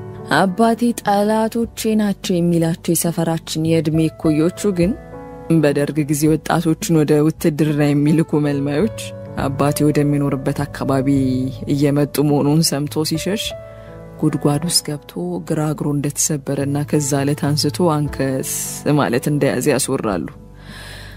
በግራም ነፈሰ በቀኝ ግን አባቴ አንካሳ ነው። አጠር ያለች ግራ እግር አለችው። ሌላኛው አባቴ መታወቂያ ጭቅጭቅ ወዳድነቱን በተለይ ትንሽ ጠጁን ቀመስ ያረገለት ይብስበታል። ለነገሩ አባቴ ብዙ ቀን አይጠጣም። በሳምንት ውስጥ ካሉ 7 ቀናት ውጪ ሌላ ቀን ጠጅ ቤት ታይቶ አያውቅም። እንደውም በጠጅ ቤቱ በር ሁሉ አያልፍም። ሲጠጣም እንደሌሎቹ እስኪሰክር አይጠጣም። አፉን ለማሽተት ብቻ ቀመስ ያረግና ቦይ ውስጥ ይወድቃል። አባቴ መጨቃጨቂያ ምክንያት ቢያጣ እንኳን ምክንያት ማጣቱ መጨቃጨቂያ ምክንያቱ ያደርገዋል። አባቴና ሀገሬ አንድ ናቸው። ጭር ሲላውዱ እዚህም እዛም መነካከስ ያስደስታቸዋል። ዝምታ ባዶነታቸውን እንዳያደምጡ ስለሚያረግ ጫጫታ የሚፈጥሩ ይመስለኛል። አንድ ቀን ከትምህርት ቤት ያደፈ ቦርሳዬን አዝዬ ቤት ስገባ አባቴ በረንዳችን ላይ በርኩማ ላይ ተቀምጦ ጎንበስ ቀና የምትል እናቴን እያየ ደረስኩ። ፊቱ ለጨቀጨቅ የተስገበገበ ይመስላል። ብዙ ጊዜ እናቴ ዝም ስለምትለው ጭቅጭቅ ባጭሩ ስለሚቋጭበት ይናደዳል። ሰሞኑን እኔም ከእናቴ ጥሩ ተሞክሮ ሳልወስድ አልቀረውም። ዝም ብለዋል። የእናቴ ልጅ እግሬ ወደ ግቢው ተስገብግቦ ሲገባ ስማተ አለኝ። እንደው ክፋት ነው እንጂ በስሜ በረከት ብሎ ቢጠራኝ ምን አለበት? ከአብራኩ የተገኘው ብቸኛ ልጅስ አይደለም? አቤት ሌላ አማራጭ አልነበረኝም። እስከዚህ ሰዓት የታባ ቆይተ ነው ትምህርት ቤት። ከትምህርት ቤት መውጫ ሰዓት አሁን ነው። እኛ ያልተማርን ይመስልሃል እንዴ? አሁን ሳልነሳ የት ስታውደለድል እንደነበር ተናገር ውርጋጥ። ይህን ሲናገር ባረጀ ባልዛገ ሚስማር ከዘራው ወደን እየጠቆመ ነበር። ይዛገችው ሚስማር መሃል አናቴ ላይ ስትሰካ አሰብኩና ዘገነኔ። ከዘራው ከእድሜ ብዛት መሰበር ስለያዘ በሚስማር አጣቆት ነው። አረ ሰዓት እኮ ገና ነው። 6ኛ ላይ የነበረን ትምህርት አስተማሪያ ሞት ስላልመጣ ኳስ ሊጫወቱ ሲቀሩን ይመጣው አልኩ በልበ ሙሉነት ከሌሎች ተማሪዎች የተሻልኩ። እነሱ ሲያውደለድሉ እኔ ወደ ቤቴ በመምጣቴ ምስጋና እየጠበቅኩ ግን ሰዎች በባህሪያችን የኛን ከፍታ ለማስዋብ ለምን የሌሎችን ዝቅታ ማሳየት እንደምንፈልግ አይገባኝም። የኔ በጊዜ መምጣት ሳይሆን የሌሎቹ በጊዜ ያለ መምጣት እንዲያሸልመኝ ተመኝቻለሁ። አንዳንዴ ልጅነት ይመስለኝ ነበር ጠሎ የማለፍ አባዜ፣ ግን ስናድግ አብሮ የሚያድግ ኩያችን ነው። እንደውም እኛ አንድ ክንድ ስናድግ እሱ 2 ክንድ ፍንትል ይላል። አባቴ ሽንፈቱን የሚያምን አይነት ሰው አይደለም።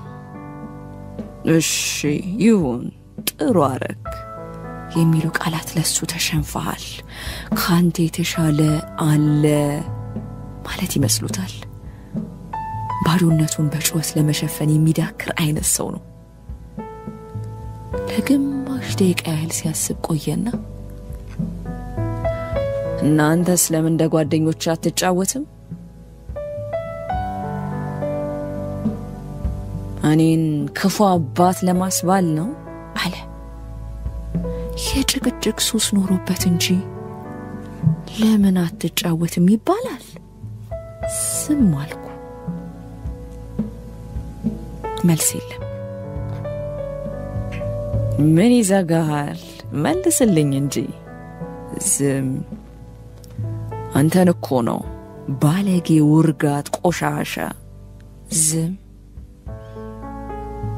መልስ እንደማልሰስ ሲገባ ወደ እናቴ ፊቱን አዙሮ አየሽ አይደል ልጅሽ እንዴት እንደጠገበ አላት።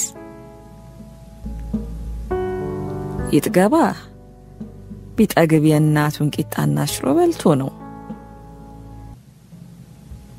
የኔ አንድ ታረስናት ምን ነው ብቻሽን ነው እንደ ቂጣና ሽሮ ያበላሽ አሳደግሽው? እኔ ስለዚህ ልጅ አለፋውም። እናቴ እንግዜ መልስ አትሰጠው፣ ዝም ትላለች። አባቴ ደጋግሞ እድሉን ይሞክራል።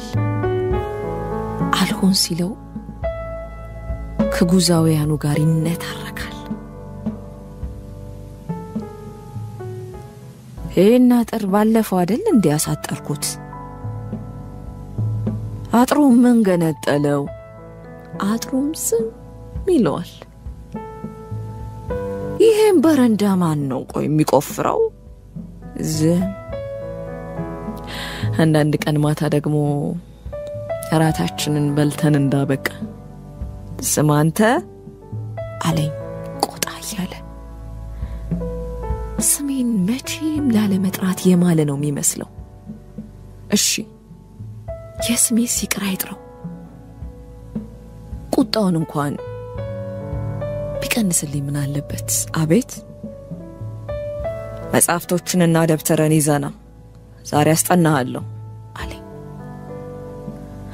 ዓለም ነገ ተጠፋለሽ ቢሉኝ እንኳን እንደዚህ የምደነግጥ አይመስለኝም። ከዋልኩ ለጭቅጭቅ ካልሆነ በቀር ስንት ዓመት ስማር ምንድነው የምትማሩት ብሎኝ የማያውቀው ሰው ዛሬ ላስጠና ሲል ግራ ተጋባው። እሺ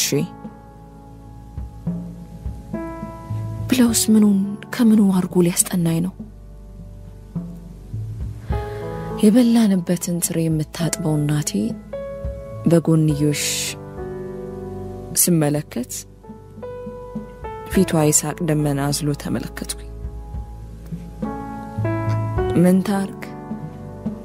ይሳቋን ደመና እንዳታዘንበው ተክሌ የሚባል ነፋስ ተክሎባታል። ተክሌ አባቴ ስም ነው። ምን ትምህርት ነው የምታስጠናኝ አልኩት። በዛው የምንማረውን የትምህርት አይነቶች ይወቅ አይወቅ ለመፈተሽ። ምን ነው የምትማሩት? ሂሳብ፣ እንግሊዘኛ፣ ስፖርት፣ አማርኛ፣ ህብረተሰብ። አስቆመኝ። ህብረተሰብ ነው ማስጠና። ስሰማው ስሙ ደስ ይላል በለው። ትምህርቱን በስሙ የሚገመግም ብቸኛ ሰው አባቴ ሳይሆን አይቀርም። በስም ቢሆን ኖሮ ሂሳብ ከሚለው ስም በላይ ቆንጆ ስም አለ። የተባልኩት የህብረተሰብ መጽሐፍና አምጥቼ ሰጣውትና ካጠገቡ ትንሽዬዋን በርኩማ ላይ ተቀመጥኩ። ለ20 ደቂቃ ያህል መጽሐፉ ላይ ያሉ ስዕሎችን አገላብጦ ካየ በኋላ ጠጋበል ወደዚህ አየህ ፀሐይ ትዞራለች ልክ እናት ምድሩን ስትዞር እንደምትውለው አለኝ እናቴን ገልመጥ እያረገ አይ አባ መሬት እኮ ናት ፀሐይን የምትዞረው እሱን የሚበልጥበት ነገር ስላገኘው ደስ ብሎኛል እና ፀሐይ አትዞርም እያልክ ነው አዎ መሬት ናት የምትዞረው ከዚህ መልሴ በኋላ ማስታውሰው የሚል ድምጽ መስማቴንና አባ አሁን ፀሐይ መዞር ጀመረች ማለቴን ብቻ ነው ኋላ ላይ ሳጣራ ለካ አባቴ በዛ በደረግጁ መሃላናቴን በኩርኩም ነርቶኛል በምቱ ጥንካሬ ተነሳም የግሬ አውራ ጣት ጥፍር ተነቀለ ብብቴ ስር ብቅ ብቅ ማለት የያዙት ቡቃያ ጸጉሮች ረገፉ አጋንየው እንዳይመስል አሁን የአውራ ጣት ጥፍርና የብብት ጸጉር የለኝም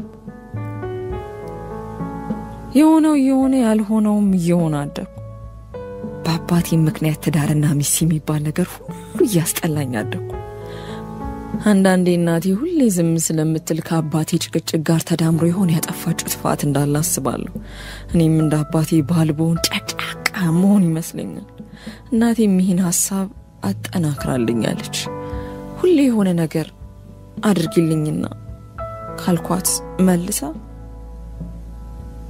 ያባት ቤት ጨቅጫቃ በዚህ እድሜ እንዲጨቅጫቃ ከሆነ ስታርግማ እንዳለ ይብላይ ለምታገባ ነው መልሷ ፊቷ ላይ መሰልቸቷን በጉል ተጽፎ አንቧል ያኔ መሻቴ ሁሉ ኩምሽሽ ይልና አባቴን የሆንኩ ይመስለኛል እሱ ላለመሆን ከሰው መራቅ ጀመርኩ በተለይ ከሴቶች እድሜ የገፋ ሲሄድ ደግሞ በአብዛኛው ትዳር ጭቅጭቅ ማምረቻ ፋብሪካ መሆኑን አመንኩ እኔም እንደዚህ አይነት ሰዎች ላለመሆን ማግባት እንደሌለብኝ ወሰንኩ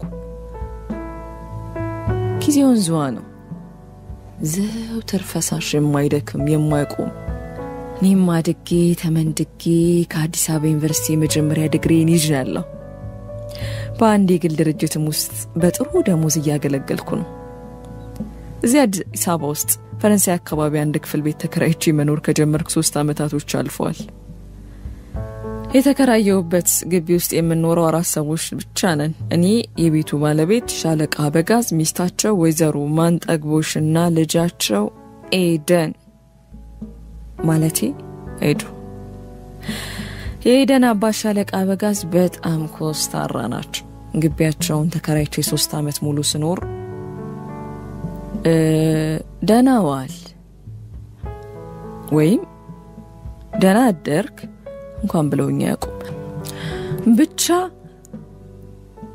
ያረጃ ፈጀ መሳሪያቸውን እየወለወሉ መሳሪያውን ለሞክርበት እንዴ በሚል አስተያየት ይመለከቱኛል አንዳንዴ አባቴ ወንድም ወይም ራሱ አባቴ ይመስሉኛል ወይዘሮ ማንጠግቦሽ ግን የእውነት ማንንም አይጠግባቸው ጨዋታው ያቂናቸው የባለቤታቸውንም ጥርስ ፈልቀቅ ማድረግ የሚችሉት እሳቸው ብቻ ናቸው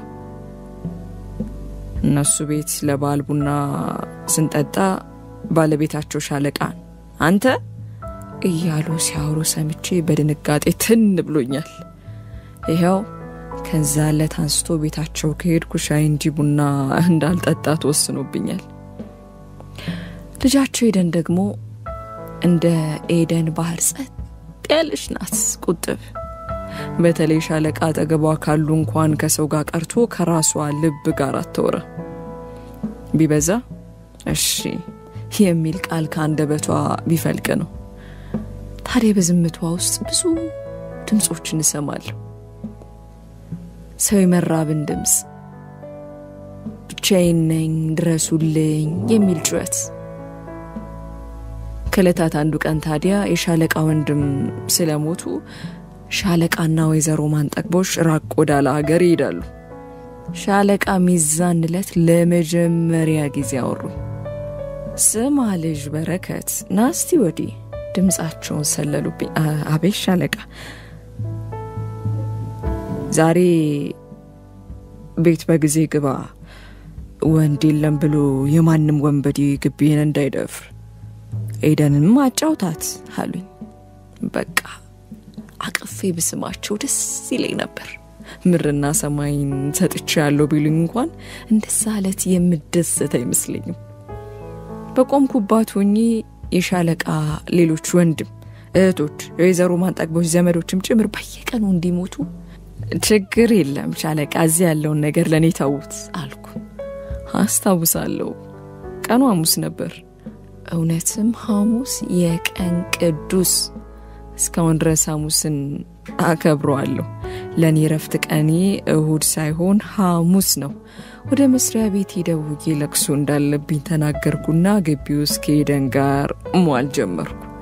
ስለ ኤደን ብዙ ነገር ያወቅኩት በዛን ሰሞን ነበር። ታላቅ ወንድም እንደነበራትና በመኪና አደጋ እንደሞተ፣ ትምህርት ቤት ወንዶች ያስቸግሩሻል ተብላ ኮሌጅ እንዳቋረጠች፣ ሁሌ ብቸኝነት እንደሚሰማት፣ ብዙ ጊዜ ራሷን ለማጥፋት እንደምታስብ፣ ምንም ሳትደብቅ የውስጧን ወደ ውጭ ገልብጣ ልቧን የኔ ልብ ውስጥ ከታሳየች ላጽናናት ሞከርኩ። የእውነት በጣም ነበር ያሳዘነችኝ። ከዛ ዕለት በኋላ ከኤደን ጋር እየተሰራረቀን መታየት ያዝን። አንድ ግቢ ውስጥ ሆነን በስልክ ብቻ ነበር የምንኖረው። በዛምን 7ቱም ቀን ለሊት ስልክ ስናወራ እናድር ነበር። ከዕለት ወደ ዕለት ለኤደን ያለኝ ስሜት እየተቀየረ መጣ። ኤደን ውስጥ የገባች ውስጤ መግባት ብቻ አይደለም፣ ኤደን እኔን የሆነች መሰለኝ።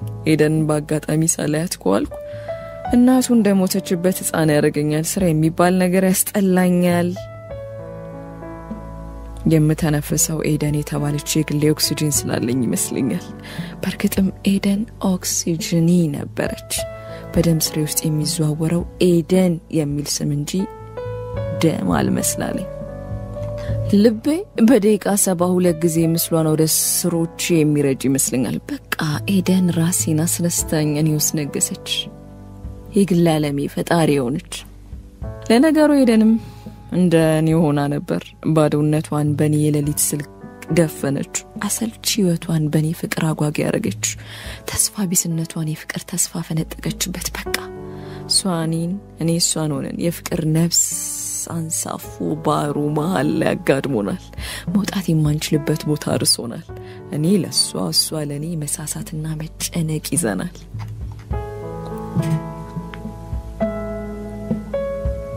በማከላችን ግናትና አባቱ የያሪኮ ግንብ ሆኖብን ባይን መታየት እንጂ ቃላት መለወጥ ተከልክለናል። አንደበቶቻችን ቃላት ባያፈልቁም ልቦቻችን ግን ሲያውኩ ይውላሉ። ቋንቋ ምን ያህል ደካማ እንደሆነ ያወቅኩት ከኤደን ጋር ያለ ቃላትና አረፍተ ነገር ሁሌ ስንግባባ ስላስ መሰነዛዘር የሰነፍና የማይወደዱ ሰዎች መግባቢያ ነው። እወድሻለሁ እወድሃለሁ መባባል ለካስ ፍቅርን አይገልጸውም። ያሰመጠን ፍቅር ፈላስፋ የሚያረገኝ ይዟል። አንድ ቀን ግን በመሃላችን የቆመው የባቢሎን ግን ፈረሰ። ኤደን በሌሊት የበሬን መዝጊያ አንኳኳች። 2 የተለያዩ ዓለማት ላይ ቆምኩ መሰለኝ። አንድ እግሬ ውሃ ውስጥ፣ አንዱ ደግሞ የሚንቀለቀል እሳት ላይ ተንጠለጠለ መሰለኝ። ከፍቼ አስገባሁት። ለመጀመሪያ ጊዜ ኤደንን እጆች በእጆቼ ዳሰስኳቸው። አይኖቿን በቅርበት በአይኖቼ ተመለከትኳቸው። ጸጉሯን ነካሁት። ቃላት ካንደበቴ፣ ቃላት ካንደበቷ ፈተለኩ። ግድግዳው ላይ ሰቀልኩትን ሰዓት ስመለከተው 5:50 ይላል። ራሴን አረጋግቼ እንዴት አመሸሽ አልኳት። ሁለቱም ተኝተዋል። ዛሬ ደግሞ በስልክ ሳይሆን አይኖችን እያየው ማውራት ፈልጋለሁ አለች። አይኖቿን ከአይኖች እያሸሸች። ከዛን ዕለት በኋላ የኤደን እኔ ቤት መምጣት የውልቀን ተግባር ሆነ። እኔም በሬና ልቤን ክፍት አድርጌ እጠብቃታለሁ። ስታረፋፍድ የሻለቃና ወይዘሮ ማንጠግቦሽ እንቅልፍን የወሰደ ሊባ ልቡ ራርቶ ለፍቅር ብሎ እንዲመልስ ጸልያለሁ። ኤደንን ከንፈር ሳምኩት ሐሙስ ቀን ነበር። ሐሙስ እጣ ክፍሌ ሳይሆን አይቀርም። በተለመደው ሰዓት ቤት መጣችና አጠገቤ አልጋው ላይ ተንጋለለች። በሁለታችንም መሃል ዝምታ ሰፍኖ ነበር። ለሳምንታት ያወሩ አፎቻችን በድንገት ቃላት ማፍለቅ ከበዳቸው። ብቻ በየደቂቃው ወይሷ አሊያም እኔ በረሽሙን ተነፍሳለን።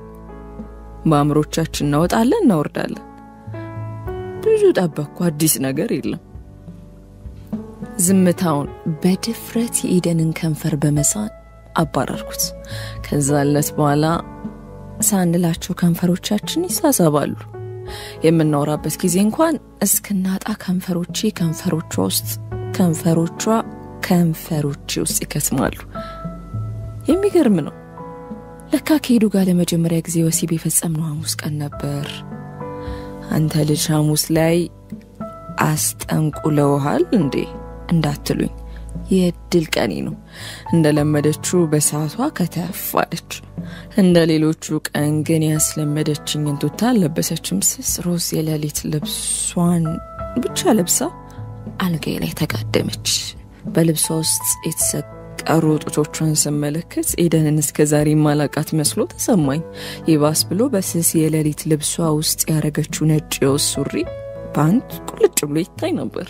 እንደ ልማዳችን ከንፈራችንን ተጎራርሰን ቁና እየተነፈስን ነበር። ከኤደን ገላ ላይ ወደ ገሌ የሚመጣ ሙቀት ወላፍል ሌላ ነበር። እያንዳንዱ የገዛ አካላቶቼ ከኔ ቁጥጥር ውጪ ሆነዋል። እጆቼም የኤደን ገላ ላይ መርመስመስ ይዘዋል። ራሳችንን ስናውቅ ሁሉም ነገር አርፍዶ ነው። እኔ በኤደን ገላው ሰምጬ እሷ በኔ ገላው ሰምጣ። ከዛ ቀን በኋላ ለተከታታይ 3 ቀናት ቤት አልመጣችም። በአራተኛው ቀን ስትመጣ ምን ነው ስላት አይኖቼን ማየት አፍራ እንደሆነ እያፈረች ነገረችኝ። ሰዓታት ቀናት ሳምንታት ወራትን እየወለዱ እኔና ኤዶ አልጋዬ ላይ ማበድ ከጀመርን እንደ ቀልድ 6 ወራት ሞሉ። በዚህ ሁሉ ጊዜያት ውስጥ አንድ ቀን እንኳን ሻለቃም ሆነ ወይዘሮ ማንጠቅቦሽ ጠርጥረውን አያውቁም። አንዳንዴ ሳስበው የፍቅር አምላክ ከአልጋው ጋር የሚያስራቸው ይመስለኛል። አንዳንዴ ደግሞ እንቅልፍ ሳይሆን ሞት የወሰዳቸው ይመስለኛል። በእኔ ልብ ውስጥም ሆነ በኤደን ውስጥ ፍርሃት የሚባል ነገር እንጥፍጣፊ እንኳን የለም። ፍቅር ወደ ልባችን ሲገባ ፍርሃት ከልባችን ጠቅልሎ የተፈናቀለ ይመስላል። ልባችን የፍቅር ሀገር ስለሆነ ፍርሃት የሚባል ብሔር በፍቅር ብሔሮች ተፈናቅሎ ሊሆን ይችላል። ማን ነበር ፈጣኑ ተጓዥ ብርሃን ሳይሆን ጊዜ ነው ያለው? ማንም አላለም፣ እኔ ነኝ ያልኩት ወሬ ለማሳመር። በዚህ መሃል ኤደን አንድ ጥያቄ ማዞተርን ያዘች። እንጋባ፣ በሽም እንጋባው የሚል አልጋዬ ላይ ጸጉሮቿን ደረቴ ላይ በተና ቤኪ ወይ የኔ ውብ የኔ ህይወት የኔ ብቻ መሽለው ተጋብተን በነጻነት የምንኖረው ትለኛለች። ትንንሽ አይኖቿን ፊቴ ላይ ያንከራተተች። እንዲህ ስትሆን እንዲህ ስታይን ታሳዝነኛለች። ልቤ ይረድላታል። የማይቀር የንጋባ ጥያቄዋ ግን ያስጠላኛል ብቻም አይደለም ያስፈራኛል። ከሄዱዬ ጋር መለያ መንታ መንገዳችን ይመስለኛል። ሀገሪቷ ስትረጋጋ እላታለሁ በልብ ሙሉነት። ሀገሪቷ መቼም እንደማትረጋጋ በማመን በስስ ከንፈሮቿ ስር የተደበቁ ቁጥብ ጥርሶቿን ላፍታ እንደ ፀሐይ ብልጭ ታረጋቸውና ቀሌን እኮ አይደለም ቤኪ፣ እንደዚህ ሆነን እስከመች ከቤተሰቦቹ ተደብቄ እስከመች? አሁንስ ሁሉ ነገር ስልችት ብሎኛል ትለኛለች። ትንሽዬ ገጽታዋ ፊቷን ስፍስፋ መልስ ለሌለኝ በዝምታ አልፈዋለሁ። ጥያቄዋ እየፈጠነ መጣ። የኔ ዝምታ እንደቀጠለ ነው። በደስታና ሳልፋው የነበሩ ሌሊቶች ወደ ኩርፊያ መቀየር ከያዙ ሰንበትበት ብሏል። መልስ አልባ ጥያቄው የዘውትር ሆኗል። ዝምታዬ ጋሻና መከታ አድርጌ ቀጥያለሁ። ኤደን በምሬት እንባዋን ዘርግፋ ያለቀሰችባቸው ሌሊቶች እልፍ ነበሩ። እኔም ወደ ውስጥ የማነባቸው ቀናቶች እንደዛው ምርር ሲላት ጥላኝ ትወጣለች። በሚቀጥለው ቀን ደግሞ በአዲስ ተስፋ በተመሳሳይ ጥያቄ ትመለሳለች።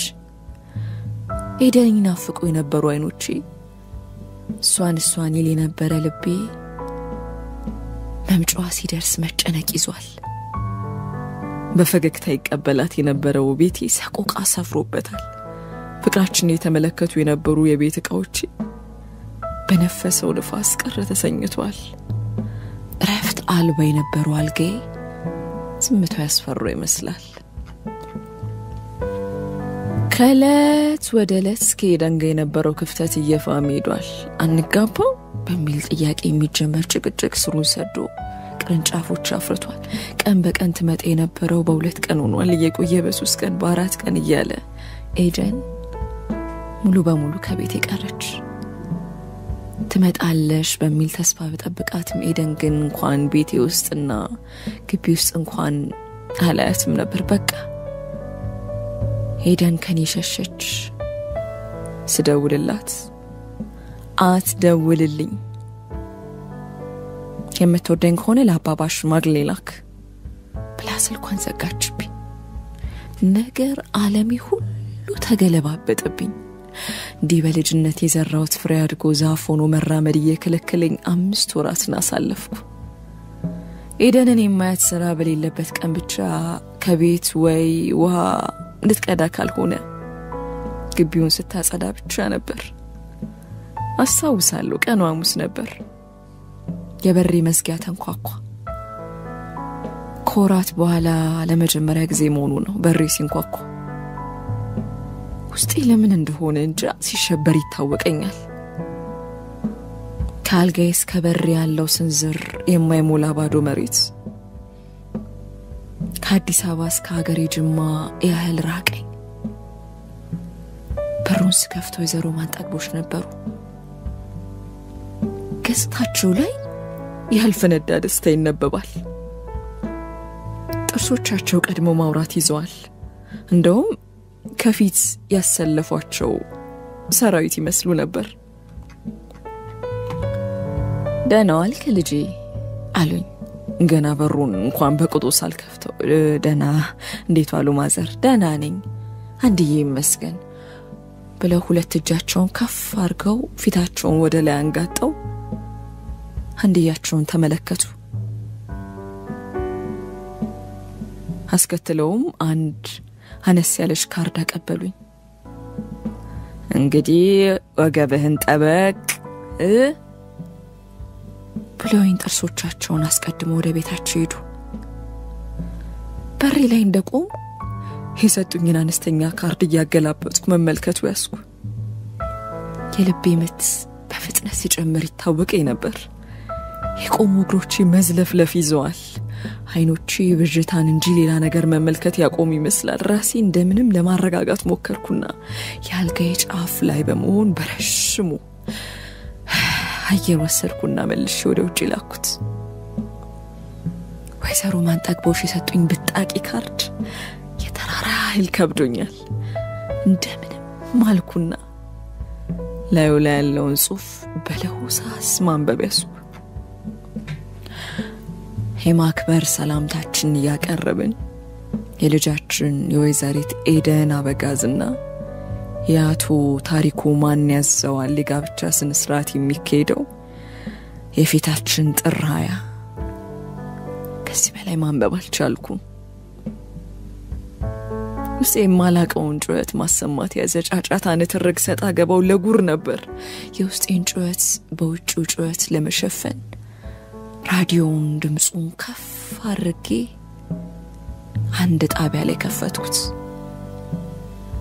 ሸጌ ሰርክሽለት ጥሪው ደርሶኛል አመስግኛለሁ። ምንም ባዘን ቢሰማኝ ምን አቅም አለኝ? ምን ፈጥራለሁ? ሲዘፈን ሲደለቅ አልቅሼ ከደጅ ሸኝሻለሁ። ለካ ዛሬ ሐሙስ አይደለም። ተፈጸመ።